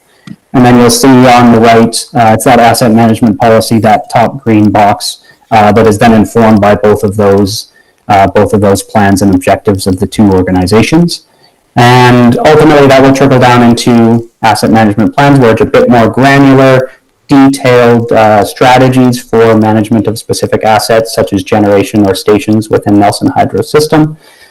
And then, those feed into the real-time operations, and that's how it develops these key performance indicators, which I touched on in the previous slide, which can then act as data and metrics to feedback and refine and re-baseline the plans for the utility. So this is a potential future state framework for asset management that Nelson Hydro could explore, and by implementing this asset management policy, it would further help the development of this framework in the future. So what does it all kind of mean, and what are the benefits of implementing something like this asset management policy? Well, immediately off the bat, you could see cost savings and prudent capital spending on the utility assets, leading to improved reliability, better data to inform decision-making on capital and maintenance investments, which I touched on, kind of one of the principles, higher customer satisfaction through reliability, which we touch on the first one as well. If you're spending capital prudently, then you're getting more efficient maintenance and gains in the system, which will improve that reliability. And iterates going forward. And then, of course, increased health and safety performance and decreased environmental risk. And then sort of in a future or longer-term state, with a more robust framework in place, you could facilitate climate strategy initiatives, green technologies onto the grid, continue to obtain more real-time and clearer insights, and it signifies a commitment to asset management as an input to the City of Nelson's business planning, which, as the previous framework showed, trickles down into the utility as well. And of course, builds awareness across the utility and the city for clear expectations of what Nelson Hydro would like to do with their assets. So that's just the quick overview, and about 10 minutes here, so perfect. We can open it up to questions for either David or I or the Nelson Hydro team. Thank you. Thanks, Charlie. Thank you. Okay, any questions from council? Two, Councillor Lochtenberg and Councillor Charles. Thanks for that presentation, Charlie. I just a question about how you're gaining your forecasts on, in specific, I'm thinking of future climate, but climate impacts, whether it be storms affecting our distribution, whether it be potential like high intensity rain events that create, mudslide potential that might take out key parts of our grid. How do you plan to forecast or anticipate those kind of events? I think the specific, or Scott, I'm not sure if there's anything immediately on your mind for that, but I have an idea. Yeah, I'll let you answer and then I'll follow up if. Sure. Yeah, I think we right now use the outage and real-time information that Nelson Hydro currently uses, and that could be your starting baseline for potential risk of those maybe climate impacts to the system. And that information would then be one of many potential inputs into an asset management plan, whether it's your generation assets or your distribution assets down the road. Where you could say we maybe need to prioritize hardening in this area of the system versus this area as it's seen more environmental outage potential or weather-related outages or something like that. But I think that would just be one piece of input information that would feed into that analysis that Nelson Hydro would have to undertake. Yeah, thank you very much, Charlie. Yeah, and I'll reinforce that a key component of the asset management is data collection and analysis, so that we can make those data-driven decisions going forward. And while we don't know what the future looks like, we can start to see trends with some of that data. One of the things that we included in the principles was also sort of looking at that climate lens as part of a consideration for all asset decisions. So if we're looking at asset replacement, what are our priorities there? So, having that principle as part of the asset management policy helps guide the Nelson Hydro team now and into the future to make sure that we're thinking about that long-term effect and what decisions we need to make today in order to mitigate issues in the future. Can I just follow up on that? Maybe just add to that, because this is where, as a municipality, we're bringing more, resources to the table with this.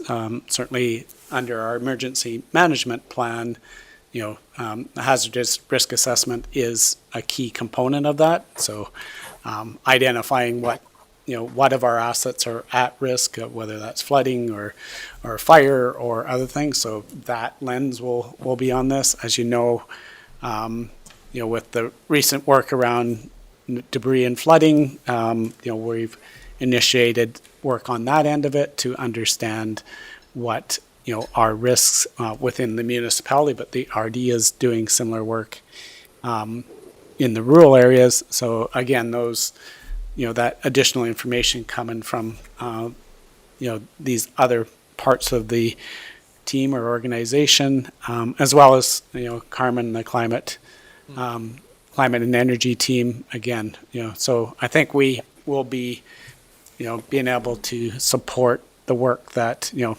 the department has to identify what their critical assets are, and then the rest support. Here's what we're seeing. I don't know if Scott, you were able to attend the Emergency Management BC workshop today. That we spent, I think, 3 hours on a workshop with the MBC on all those factors. So I think we'll be. There'll be a number of opportunities to be looking at this holistically. What I would just follow up with, Scott, we have a great opportunity right now, and probably for another month or two, with the head of outreach or the director of outreach or something from Canadian Centre for Climate Data Services here in Nelson.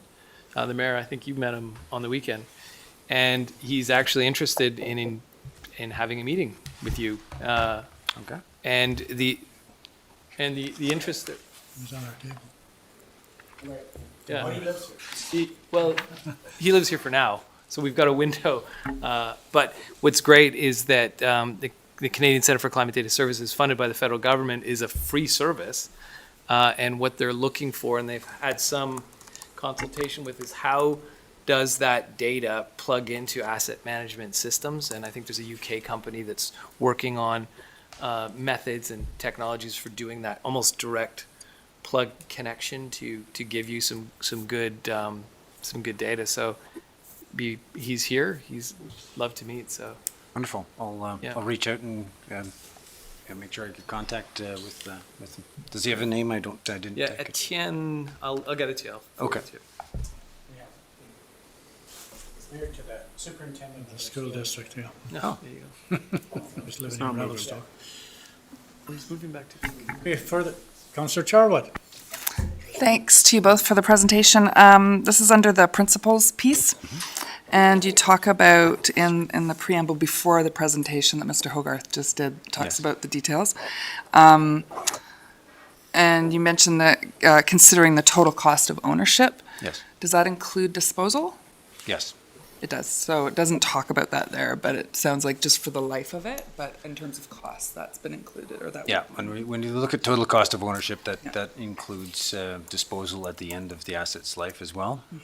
What does that look like? Have we turned over any assets while you've been here? I mean, I'm picturing lots of metals and, right? Like what assets are we, can you recycle stuff at the end? Like, what does that look like? Yeah, we certainly, avail ourselves of the recycling, metals recycling is the primary for all of us.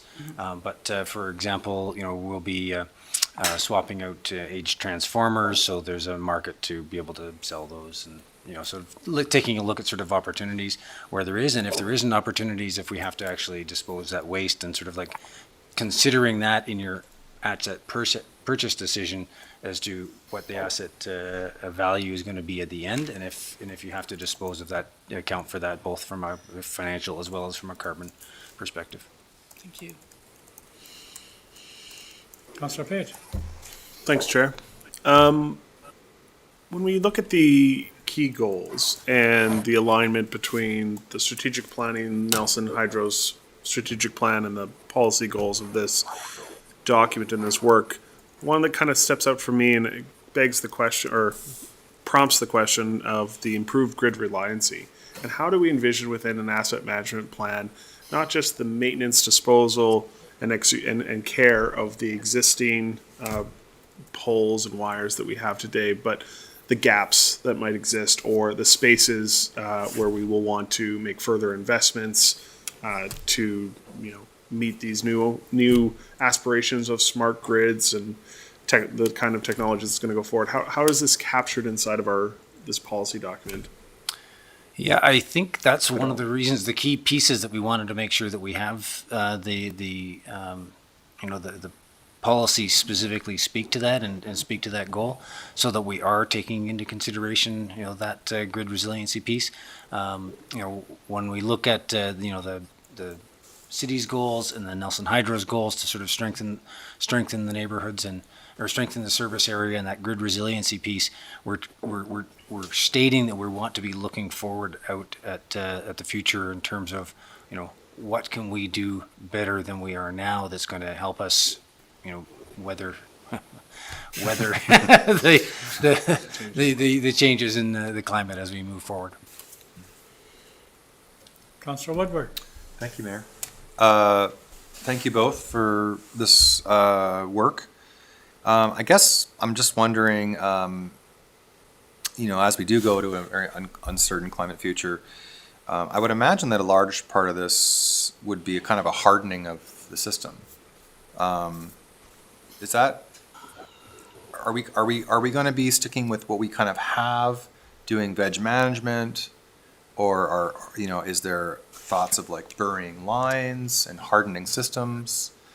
I know that's extremely expensive, but considering what we've experienced in the last bunch of years, just wondering your thoughts on that. if that's kind of part of this process. Yeah, I'll speak to that, Charlie, if you have anything to say afterwards. But I think that's the beauty of the asset management framework is that we are trying to set ourselves up to be able to, understand the assets that we have and the impacts that, not just, climate, but also, maintenance and time and all the other factors that go into that, and try and optimize the assets that we have and identify those gaps where we do need to, strengthen or harden, as you indicated, and or place new equipment or bring in new technology that's going to be able to help us, create that resiliency. So, by creating the asset management framework, we're giving ourselves the data and the information to be able to make those decisions. That it's not just, what's the latest thing, that's just come out. We're actually looking at the data and saying, where do we need to invest our money? Because we don't have unlimited capital. We don't have unlimited O&M. We want to make sure we're making good data-driven decisions on a daily basis that also consider the future as well. Thank you. Maybe if I can just add to that, Scott, a robust, I think, asset management plan and system will allow you to move from a more reactive state to a preventative state with the current assets that we have now, or that Nelson Hydro has now, excuse me. So by moving to that preventative state, you should, in theory, be effectively allocating your capital to preventative higher risk maintenance undertakings and activities, which could also then free up capital that might have been allocated to a reactive state to other hardening opportunities. Thank you. And even go one step further to predictive maintenance, where you're not even just looking to prevent it. You're actually looking to predict when that's going to happen, so that you're dealing with it before it becomes an issue. Right. Thank you. Any other questions? Councillor Page. In the context of the local government paradigm and the fact that the board goes through elections every 4 years and might be a little bit different than other boards, but when you look at that, building that policy into the strategic plan as it's expressed today, it could be completely different in a year or two. And how does this particular work anticipate that, we might have a bunch of people come through and say, you know what, we really need to tighten our belts and not spend as much money at all and reverse course in terms of what we're doing with climate. How does this document incorporate that planning? And is there windowed horizons and understanding that we're going to finish our swings in certain ways, or do we continually revisit this on a regular basis and reincorporate whatever the broader strategic plan is? Yeah. I think the way I'll answer that is that I'm expecting that this plan is going to be dynamic, that it's not, this is the policy and this is the way it's going to be forever. I think we need to be able to take the data and the information that we have and the direction from future council or leadership in the future and be able to incorporate that in. So I'm expecting that this is going to be a dynamic policy and that our asset management framework will be dynamic. I'm also wanting to put it down in paper as an official policy so that we're making conscious decisions around what we're doing, and so that future councils and decision makers can look at that policy and make conscious decisions about whether these guidelines that we've laid out, the principles that we've set out in terms of asset management, are still meeting the needs of the utility and our customers, in that new framework. So I hear your point. I think it's great to have that vision that we want to sort of keep things going, but I think it's also important that we have some flexibility, that we can adapt and move and change with times and people and direction as we move forward. Can I just add, my experience with successive councils is, if we have good planning in place and a good program in place, it's less likely to get disrupted by a changing council. It doesn't mean it can't, but certainly my experience over my career here is as soon as we did a water master plan, as soon as we did a sanitary sewer master plan, as soon as we did a planning for or put in good development service planning, a good OCP, a good downtown waterfront plan, that those, stood the test of time. There might be some adjustment and, we should, focus on this a bit more than that. But I think that good solid planning that was put in place really created that comfort level of, councils that had various different, priorities and I guess taxation tolerance or fee tolerance. So I think it's those foundational pieces. If you put them in place, then it's harder to, it's harder to, just go in a different direction. If you don't have that planning in place and you're just doing things year to year, then it's much more likely that they say, well, why were you doing that? And you don't have any basis to say we're in year 3 of a 10-year plan here, and you can stop it. But most say, okay, that makes sense. We might want to accelerate. We might want to do less. We might want to adjust it a little bit. But the basis of where we're going tends to. Thanks, Kevin. Charlie, In this place. is basically a meet and greet actually with you because we already awarded you the contract.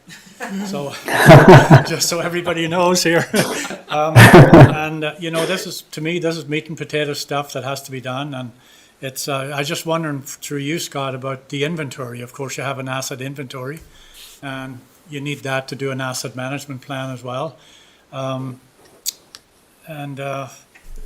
Contrary to some of the stuff Kevin said, I actually believe we were actually on a pretty good path of planning for the last 10 or 15 years and did some very good work that was led by thoughtful process and good planning and the people at Nelson Hydro that laid out the rebuild of our grid as an example.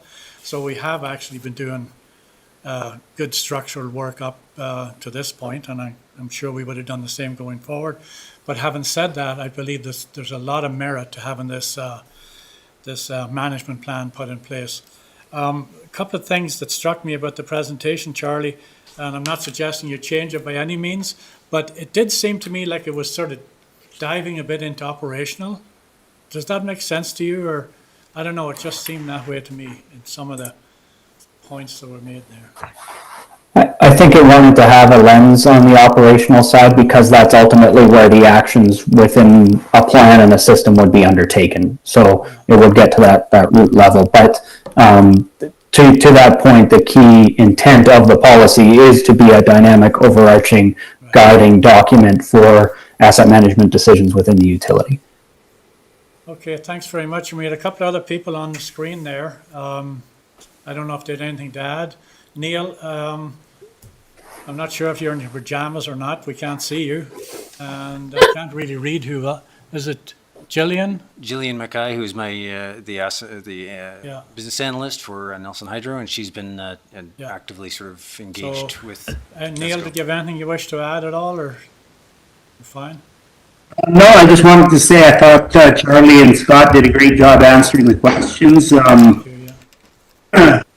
Perhaps just because I agreed with everything they said. So, yeah, I'm really looking forward to this. This is really going to inform us on how we maintain the equipment going forward based upon a risk analysis and equipment health index, and it will get us a lot more maintenance bang for the buck based upon our frequencies, which will be determined through the process. So I'm very happy to see this coming.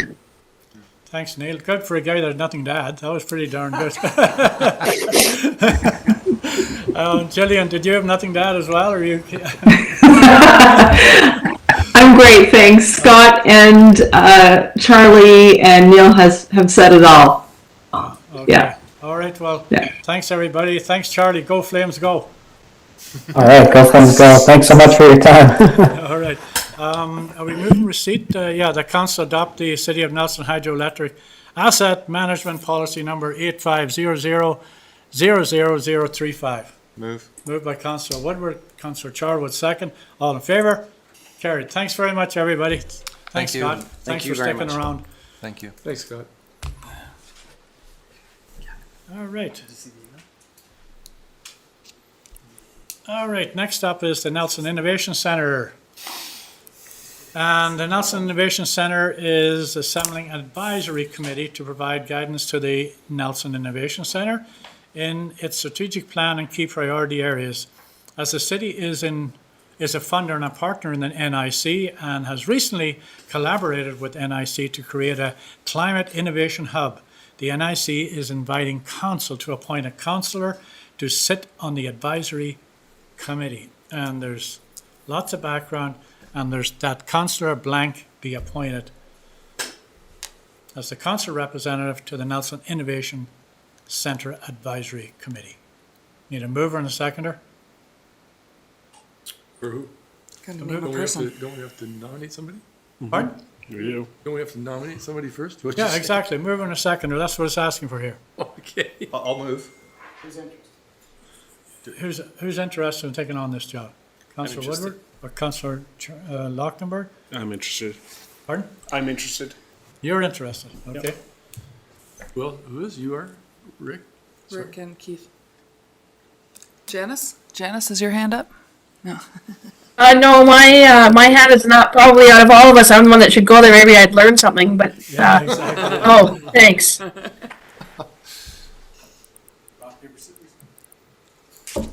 Well, do you both maybe want to Do a pitch? do a little, yeah? There's a terms of reference here. Maybe you could say what you like about it or don't like about it. Well, I could go first if you want.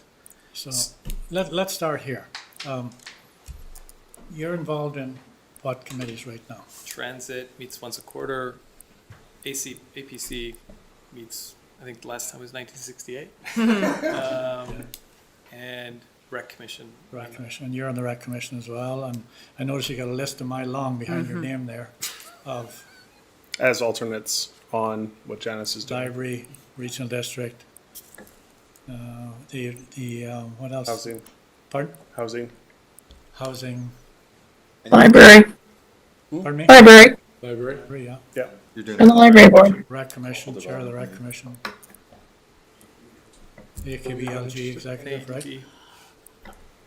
I would do it. I mean, a lot of it's governance. I just think there are other people who are more interested. Oh. Do you know what I mean? But I'm happy to I carry just my weight. noticed nothing, but because you're, relatively new. Fair enough. You're not appointed to anything, so you've got a clean slate from the city. I like that too. Farmers Market is my yeah. I'll throw my. No, I'm just throwing out. I'm game. I'm game. Janice has a question. Janice? Thanks. So I'm just wondering, in terms of this, and I'm glad, Nicole, you decided to consider putting a name for it. And I actually thought that we had given you my alternate job on emergency management, but I look at this list and I see that didn't happen, which is okay because we haven't had a lot of meetings, and I kind of thought that would be an interest, and I'm more than willing to, it's a debate or something for another thing, but I think you'd be interested in that. But is there not, can we not have somebody and an alternate like we do for every other committee, commission, and group that we have? So, Yeah, we know. I think we can. this as opposed to just one, can we have somebody and also an alternate, seeing as how we have a number of people interested in this? Yeah, I think that would be, Yeah. that would be fine. No problem. Now what? So, well, we're probably gonna have to have a vote. We have 3 people that have their names forward. May I ask a question? Councillor Woodward? So, I have to ask both Councillor Luttenberg and Councillor Page. You are on a number of committees. I guess my question is, can you handle another one? And because you're on committees and you have your outside life, of course, and your work. So I guess I'm just asking an honest question, like, is it something that you can do? Because Councillor Charwood doesn't have any committees. So I just wanted to put that out there. Yeah.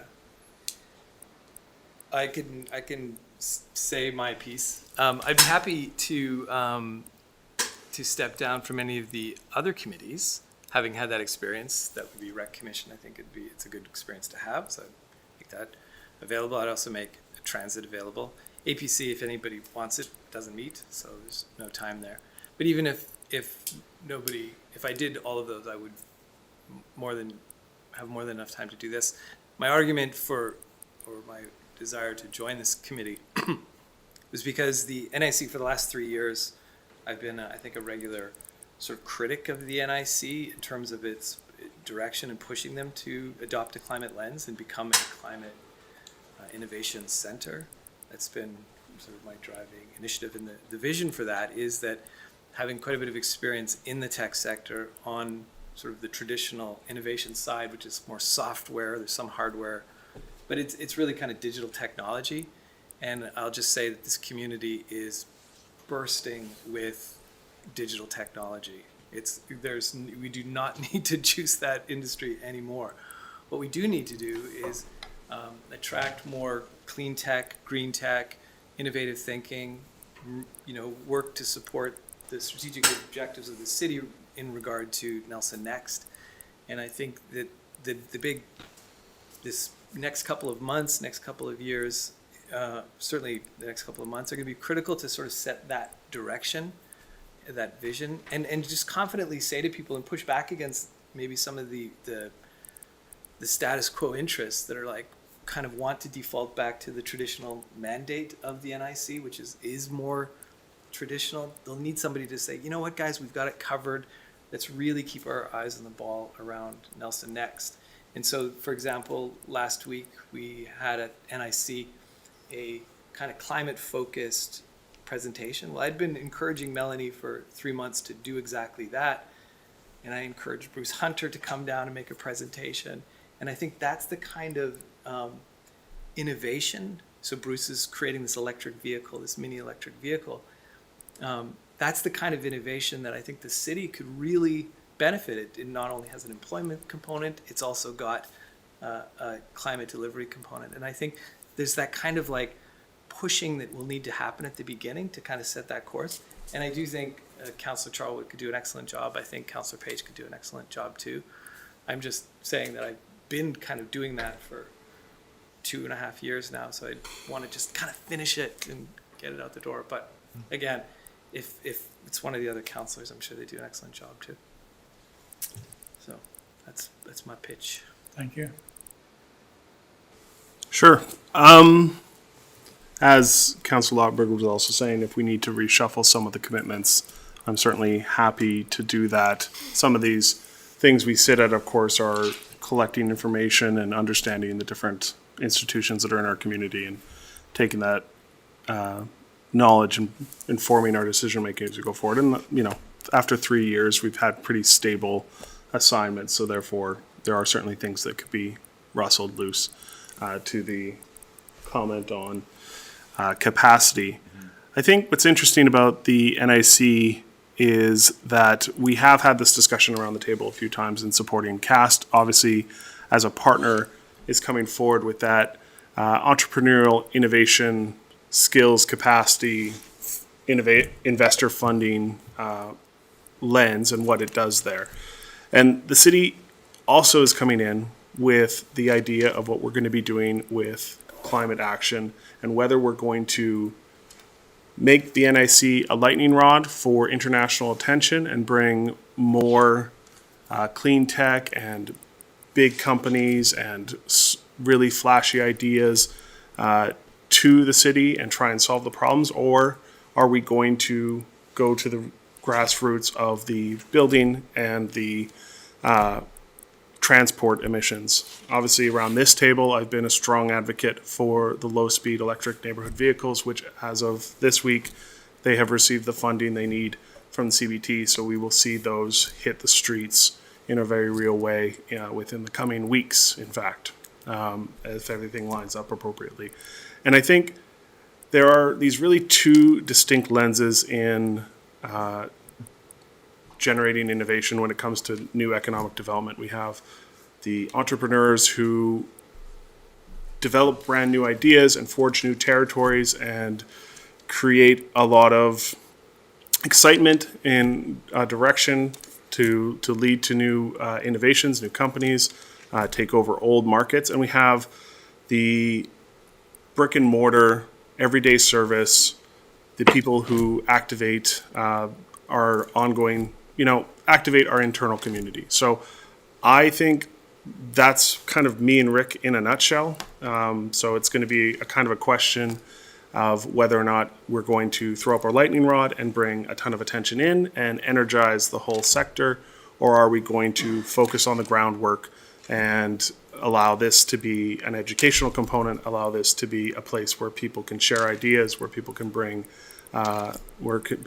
problem solving, much like what we do at the Nest Lab stuff. And I think either way, Nicole is going to bring a ton of great governance stuff, so, and years and years of Green Party work. So I think we're going to do fine, whoever mixes out of the three.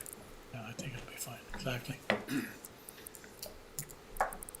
Maybe I should just add a bit for my own pitch, since you didn't ask, but since I'm now in the pool, and I hadn't thought I was going to be in the pool, I didn't want to put you on the spot. But No, it's fair enough. I mean, you guys have to choose. So, interesting comments. I'm definitely more of the local grassroots ilk. What appeals to me about this group is that it's going to be a bridge for the city and the community around a lot of things we've been trying to get them to do for several years, and we haven't been successful. I know the Youth Climate Corps is interested in being involved, so I do feel well connected and with good ideas around engaging the community. Like we say, the Nest Lab is active but needs sort of something more tangible to hold it together, and I do see that as a gap. And when I was elected, that bridge between what are individual community members doing and what is the city guiding and leading this is that in-between place that I think is quite interesting and could be a lot of fun. Okay. Can I just want to clarify this so that everybody is clear on What's going on?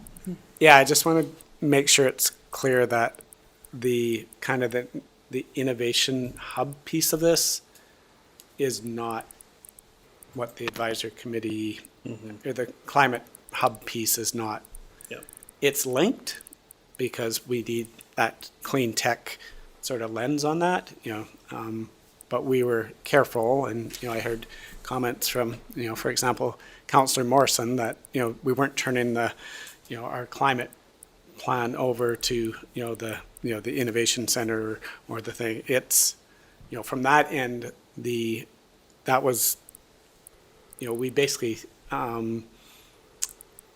got use of the center and as that hub to bring people together and create that ability to connect tech to climate, but this committee's not looking over managing our climate or Nelson Next. Certainly a lens, hopefully that that we can get our tech sector excited about and thinking about. But in addition to that, our staff will run programs out of there.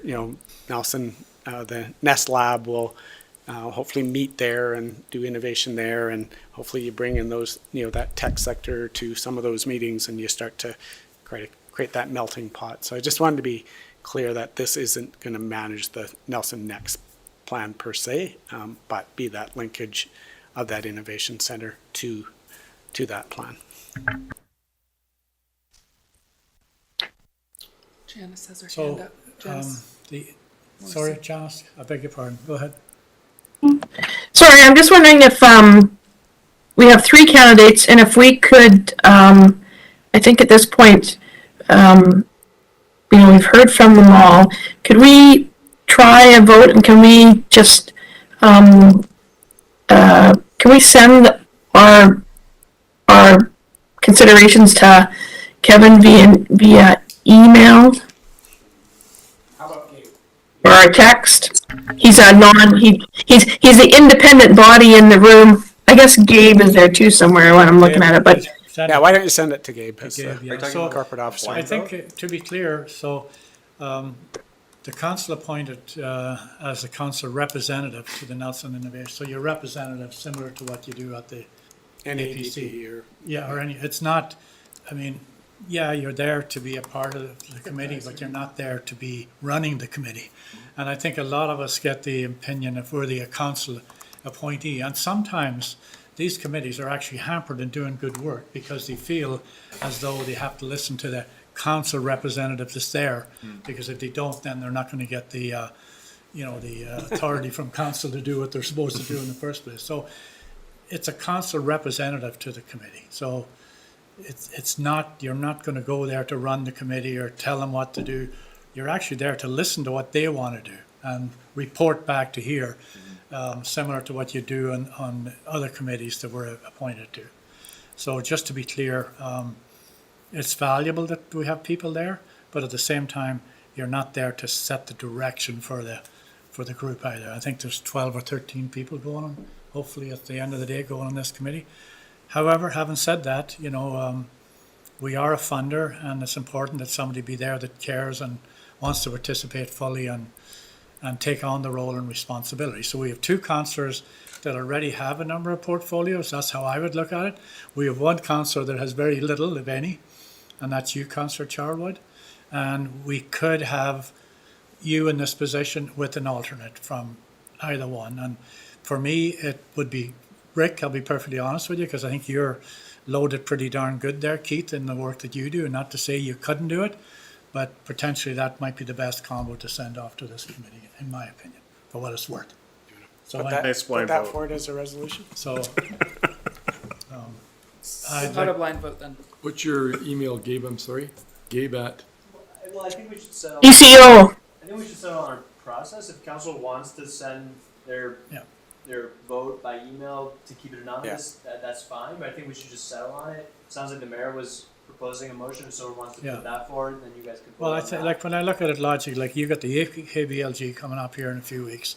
There's lots going on there. This is the initial stages of this, so it's important that we have a good mix of talent at the table so that you're sort of reflecting, council's ideas and the city's ideas in general. But at the same time, I think it's fair with the workloads that both of you have that, Councillor Charwood could take on this role potentially with your assistance, because it's nice to have people with the tech background that both of you and Keith have too. So I think at the end of the day, that's an important piece. That's how I see it, and I'd like to put that forward if anybody's willing to support that concept. I'll support that. So Councillor Renwick moves the motion. Do we have a seconder? I can tell you what the motion is too, if it wasn't clear. I think the mayor moved Did the it. mayor move it? Oh. Yeah, I'd like to make a motion that Councillor Charwood be the council appointee to the, let me see how it's written here before I get too far gone. Representative to the Nelson Innovation Advisory Committee with Councillor Lochtenberg as the alternate. I'll second that. That works for me. I'll call the question. All in favour? Do we vote for if we're in it? Carried. After you vote. Thank you. Congratulations, you two. Thanks very much for that. Not how Now I you can saw handle it more. tonight going. Now you can handle more business cards you got. Perfect. Person elected off the floor. Okay, next we have the reports, accounts payable, building permits, and the 21Q4 purchasing report. Ooh. So if there's anything council wishes to pull out of this, you're more than welcome to do so. If not, maybe you want to move receipt of that report. I'll second. Moved by Councillor Woodward, second by Councillor Lochtenberg. All in favour? Carried. Thanks very much.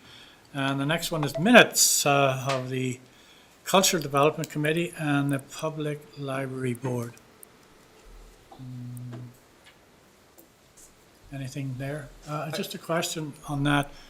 Let me see. Councillor Page, you were at this Cultural Development Committee meeting. I noticed there's an honorarium being offered to those that participate in the CI funding of $50. I believe it's the jury for the arts, culture, and heritage CIP groups. Oh, that's what it's for, okay. So, and where does that come out of our budget, or whose budget does that come out? I believe it comes out of the CDC budget. Okay, all right, I wasn't sure on that. Is that right? Sounds right. Yes, of course. All right, May I ask a question? Out of the minutes? Yeah, I just that was my actually, question, that was all. I wanted to ask Councillor Page, because he's been sitting in on the Cultural Development Committee for quite a while. I wanted to ask, what is your sense of how this group is doing? And because we're coming out of COVID, it's been a tough road for them, for sure. Probably one of the hardest hit sectors in our town. I was just wondering, like, if you could give us a little lay of the land, how's it going? So I'm actually going to pull, it's less of the experience from the CDC, but more from the NADP, because we've received the report on the stakeholder engagement of that community that was completed recently, which was kind of identified priorities of NADP.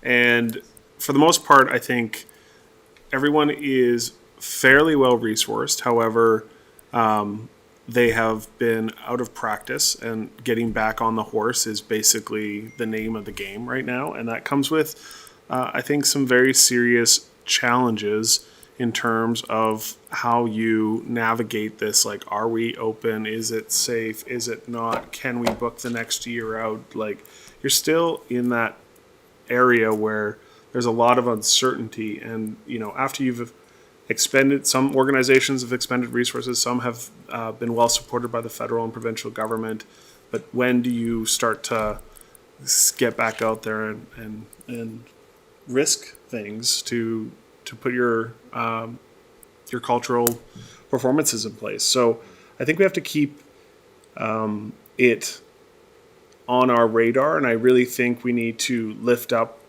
the conversation in terms of what the long-term strategic plan is as a community. I think we can provide certainty by progressing the work that we commit to for these institutions and how we engage with our regional partners in order to have something more sustainable in terms of the long-term vision for arts and culture. There's obviously some ideas floating around that, but I do think it ends up being an engagement that we, the city, need to be kind of full-throatedly eager to participate with those institutional partners that, you know, keep our museums open, keep our theaters open, and give them certainty on where the city is going in the next 10, 15, 20 years when it comes to art and culture. Is it just going to be a complete, are we going to continue to really focus on their own independent operations, and they have to, it's all, you know, kind of put on the same comparison as business and in terms of independent, let the market kind of figure out what the market supports? Or are we going to find ways to bring our regional partners in to support this sector because of its critical importance to kind of the spirit and soul of the city? And I think that goes as far as understanding, you know, who as the independent workforce within this area have been kind of lost and have been moved out of the city as things continue to gentrify. So I think we also have to have a very clear eye on what kind of purpose-built housing and studio space, as we talked earlier about woodworking and cottonwood and all of that. Like we really need to have, and that kind of stuff needs to fit inside of a larger strategic document, and it has to be something we built with our partners. So that's something I'll continue to advocate for. Thank you. Okay, good. Thanks very much. So, Move receipt? any other questions? Move receipt. Do you have a question, Nicole? Nope. Move receipt to the reports. She just did. That's what Nicole said, move of receipt. Oh, is that what you said? I'm sorry. I didn't hear you. I beg It's your all right. I did Google it. Second it over there. All in favor? Carried. Good. All right. Which one are we on? Lead item, Councillor Page. Yeah. So in our correspondence package that we received yesterday, we had a response here from our resolution from last year for the Ministry of Forest and Natural Resources to look at agroforestry tenure licenses. Specifically, this was work that was born out of the Celis in Bloom project as it tried to gain approval to do something a little innovative in terms of what we're doing for wildfire mitigation. Not just wildfire mitigation, but botanicals on the land, food solids on the land.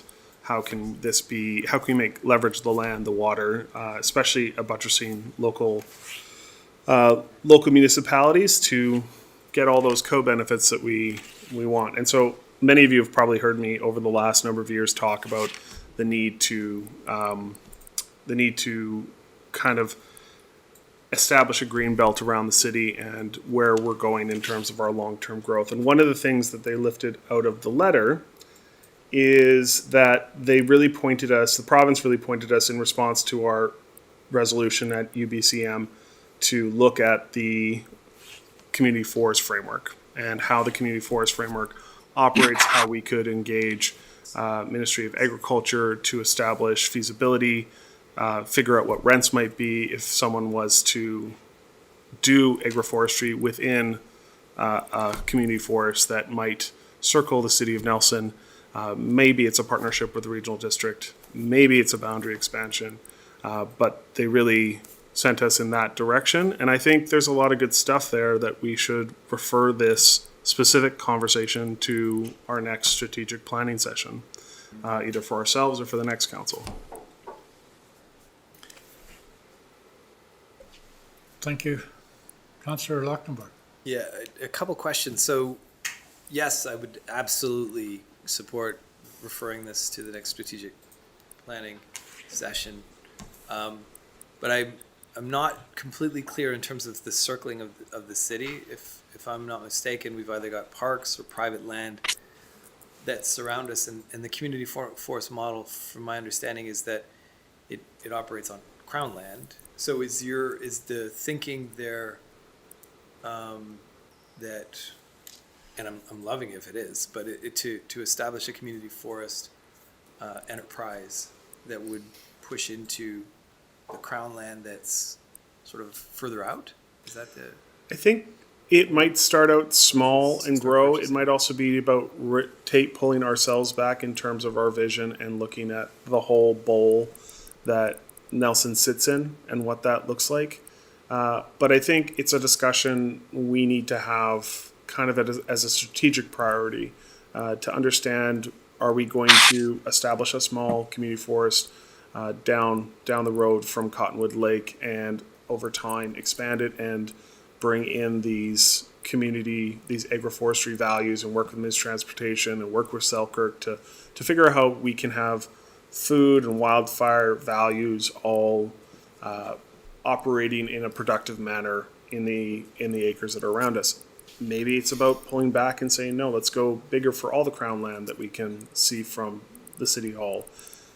I think that's a discussion for another day. I just think what's important here is we supported a resolution that made its way through the AKBLG, ended up at UBCM, and the province has come back and said, as opposed to specific tenure licenses, community forests are alive, active, well, and vibrant in the province of BC, and the things you're talking about could live inside of one of those. And so I think we should have a more fulsome discussion about what that might look like. Yeah, So absolutely. we're referring this to the next strategic planning session. And Yep. I like the idea of community forests, but they're always better before the trees are cut down, True that. right? It'll be 70 years before you get a tree off one of them right now. Don't cut them all down at once. All right, awesome. Thank you. That was it? That was it. Okay. Thanks. Do we have to second and vote and Pardon me? do it properly? You need a mover and a second to put that on the I'll strat move, plan? I'll move it to be referred to strategic Second, planning. right there. We can refer it to the next council strategic planning session? Yeah, Do staff that, would no just problem? bring Okay. Yeah. They can ignore it. Right, fair enough. Yeah. Yep, okay. Exactly. All in favor? That'll fix them.